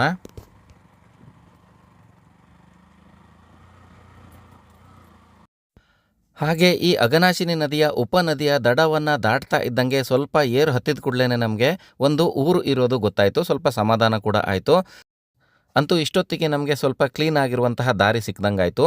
ನೋಡಿ, ನೀವಿಲ್ಲಿ ನೋಡಬಹುದು ಅಕ್ಕಪಕ್ಕದಲ್ಲಿ ಮನೆಗಳು ಕೂಡ ಕಾಣಿಸ್ತಾ ಇದ್ದಾವೆ, ತೋಟಗಳು ಕೂಡ ಇದ್ದಾವೆ. ಇಲ್ಲಿ ಒಂದು ದೇವಸ್ಥಾನ ಕೂಡ ಇದೆ. ಇದು ಬಂಗಣೆ ಊರು. ಈ ಬಂಗಣೆ ಊರು ಈ ಅಘನಾಶಿನಿ ನದಿಯ ಉಪನದಿ ಏನಿದೆ ಇದರ ದಂಡೆಯ ಮೇಲೆ ಇದೆ, ಹಾಗೆ ಇದಕ್ಕೆ ಇದರ ದಂಡೆ ಕೂಡ ಸಿಗುತ್ತೆ, ಹಾಗೆ ಅಘನಾಶಿನಿ ನದಿಯ ದಂಡೆ ಕೂಡ ಸಿಗುತ್ತೆ. ಆ ರೀತಿ ಇರುವಂತಹ ಒಂದು ಸ್ಥಾನದಲ್ಲಿ ಈ ಊರು ಇದೆ. ನೀವಿಲ್ಲಿ ನೋಡಬಹುದು, ತೋಟಗಳೆಲ್ಲ ಕಾಣಿಸ್ತಾ ಇದ್ದಾವೆ. ಹಾಗೆ ಈ ಬಂಗಣೆ ಊರಿನ ವಾತಾವರಣ ಕೂಡ ತುಂಬ ಚೆನ್ನಾಗಿದೆ. ಈ ಊರು ಕೂಡ ಹಿಡಿಸ್ತು. ಈ ಊರಲ್ಲಿ ಹಾಗೆ ಸ್ವಲ್ಪ ದೂರ ಹೋಗ್ತಾ ಇದ್ದಂಗೆ ನಮಗೆ ಟಾರ್ ರೋಡ್ ಕೂಡ ಸಿಕ್ತು. ಸಣ್ಣ ಊರಾದರೂ ಕೂಡ ವಾತಾವರಣ ತುಂಬ ಚೆನ್ನಾಗಿದೆ. ನೀವು ಅಲ್ಲಿ ಎದುರುಗಡೆ ನೋಡಬಹುದು, ಅಲ್ಲಿ ಶಾಲೆಯ ಕಟ್ಟಡಗಳೆಲ್ಲ ಕಾಣಿಸ್ತಾ ಇದ್ದಾವೆ. ನಮಗೆ ಇಲ್ಲಿ ರೈಟ್ ಸೈಡ್ಗೆ ಬಂಗಣೆ ಊರಿನ ಶಾಲೆ ಕೂಡ ಸಿಕ್ತು. ನೀವಲ್ಲಿ ನೋಡಬಹುದು, ಶಾಲೆಯ ಕಟ್ಟೆ ಮತ್ತು ಬೋರ್ಡನ್ನು ನೋಡಬಹುದು. ಇಷ್ಟೊಂದು ಪುಟ್ಟ ಶಾಲೆ ಆದರೂ ಕೂಡ ವಾತಾವರಣ ತುಂಬ ಚೆನ್ನಾಗಿದೆ. ಇಲ್ಲಿ ಅದರ ಸಭಾಭವನ ಅಂತ ಕಾಣಿಸುತ್ತೆ ನೋಡಿ. ಈ ರೀತಿಯಾಗಿ ಬಂಗಣೆ ಶಾಲೆ ಇರೋದು ನಮಗೆ ಗೊತ್ತಾಯಿತು. ಹಾಗೆ ನಾವು ಇದೇ ರೋಡಲ್ಲಿ ಹಾಗೆ ಮುಂದೆ ಹೋಗ್ತಾ ಇನ್ನೂ 7 ಕಿಲೋಮೀಟರ್ಗಳಷ್ಟು ಟ್ರಾವೆಲ್ ಮಾಡಿದರೆ ನಾವು ಸಂತೆಗುಳಿ ಊರಿಗೆ ಹೋಗಬಹುದು. ಅಂದರೆ ಬಂಗಣೆ ಊರಿಂದ ಸಂತೆಗುಳಿ ಊರು ಸುಮಾರು 7 ಕಿಲೋಮೀಟರ್ ದೂರದಲ್ಲಿದೆ. ಅಂದರೆ ಹಾಗೆ ನೋಡ್ಲಿಕ್ಕೆ ಹೋದರೆ ಈ ಘಟ್ಟ ಸುಮಾರು ಒಂದು 12 ಕಿಲೋಮೀಟರ್ ಘಟ್ಟ ಅಂತ ಹೇಳಬಹುದು, ನಿಲ್ಕುಂದ ಊರಿನಿಂದ ಬಂಗಣೆ ಊರಿನವರೆಗೆ. ಇಲ್ಲಿ ಅಘನಾಶಿನಿ ನದಿ ಕಾಣಿಸ್ತಾ ಇದೆ. ಇದರ ಪಕ್ಕದಲ್ಲೇ ಈಗ ನಾವು ಹೋಗಬೇಕಾಗಿರುತ್ತೆ. ನೋಡ್ಲಿಕ್ಕೆ ಬಹಳ ದೂರ ಇಲ್ಲ, ಆ ಕಡೆನೇ ಇದೆ ಸಿದ್ದಾಪುರ ರೋಡು ಅಂತ ಅನ್ಸಿದ್ರು ಕೂಡ ದಾಟ್ಲಿಕ್ಕೆ ಆಗಲ್ಲ. ನೋಡ್ರಿ ಎಷ್ಟು ಎತ್ತರಿನ ಗುಡ್ಡಗಳಿದಾವಲ್ಲಿ. ಈಗ ನೋಡಿ, ಬಂಗಣೆ ಊರಿನಿಂದ ಸಾಕಷ್ಟು ದೂರ ಬಂದ ನಂತರ ಸಂತೆಗುಳಿ ಊರಿನ ಹತ್ತತ್ರ ಬಂದಂಗೆ ನಾವು ಈ ಅಘನಾಶಿನಿ ನದಿಯನ್ನ ಕ್ರಾಸ್ ಮಾಡಬೇಕಾಗಿರುತ್ತೆ. ಇಲ್ಲಿ ಅಘನಾಶಿನಿ ನದಿಗೆ ಒಂದು ದೊಡ್ಡದಾದಂತಹ ಬ್ರಿಡ್ಜ್ ಅನ್ನ ಕಟ್ಟಿದ್ದಾರೆ.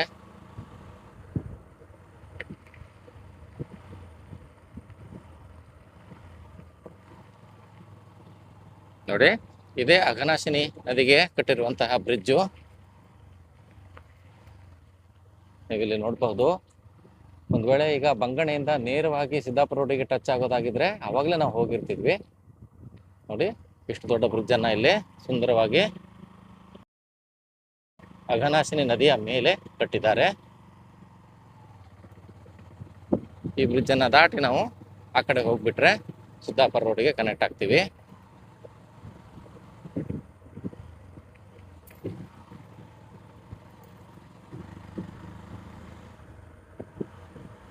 ಅಂದ್ರೆ ಸಂತೆಗುಳಿಯನ್ನ ಮುಟ್ಟೋದಕ್ಕಿಂತ ಮೊದಲು ನಾವು ಈ ಅಘನಾಶಿನಿ ನದಿಯನ್ನ ಕ್ರಾಸ್ ಮಾಡಲೇಬೇಕಾಗುತ್ತೆ. ಆದ್ರೆ ಬಂಗಣೆಯಿಂದನೂ ಕೂಡ ಬ್ರಿಡ್ಜ್ ಮಾಡ್ಬೋದಿತ್ತು, ಆದ್ರೆ ಅಲ್ಲ ಅಷ್ಟೊಂದು ಜನಸಂಖ್ಯೆ ಇಲ್ಲ.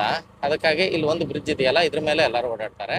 ಈಗ ನೋಡಿ, ನಾವು ಸಿದ್ದಾಪುರ ಕುಮಟಾ ರೋಡ್ ಹತ್ರ ಬಂದಿದ್ದೀವಿ. ಈಗ ರೋಡಿಗೆ ಟಚ್ ಆಗ್ತಾ ಇದ್ದೀವಿ. ಇಲ್ಲೇ ಇರೋದು ಸಂತೆಗುಳಿ. ನೋಡಿ, ಅಲ್ಲಿ ಒಂದು ಕಮಾನ್ ಕಾಣಿಸ್ತಾ ಇದೆಯಲ್ಲ, ನೋಡಿ ಇಲ್ಲಿ ಮೈಲ್ ಸ್ಟೋನ್ ಅಲ್ಲಿ ಬರ್ಕೊಂಡಿದೆ ಸಂತೆಗುಳಿ 0 ಕಿಲೋಮೀಟರ್ಸ್ ಅಂತ. ನಾವು ರೈಟ್ ಸೈಡಿಗೆ ಹೋದ್ರೆ ಕುಮಟಾ ಹೋಗ್ಬೋದು, ಲೆಫ್ಟ್ ಸೈಡಿಗೆ ಹೋದ್ರೆ ಸಿದ್ದಾಪುರ ಹೋಗ್ಬೋದು.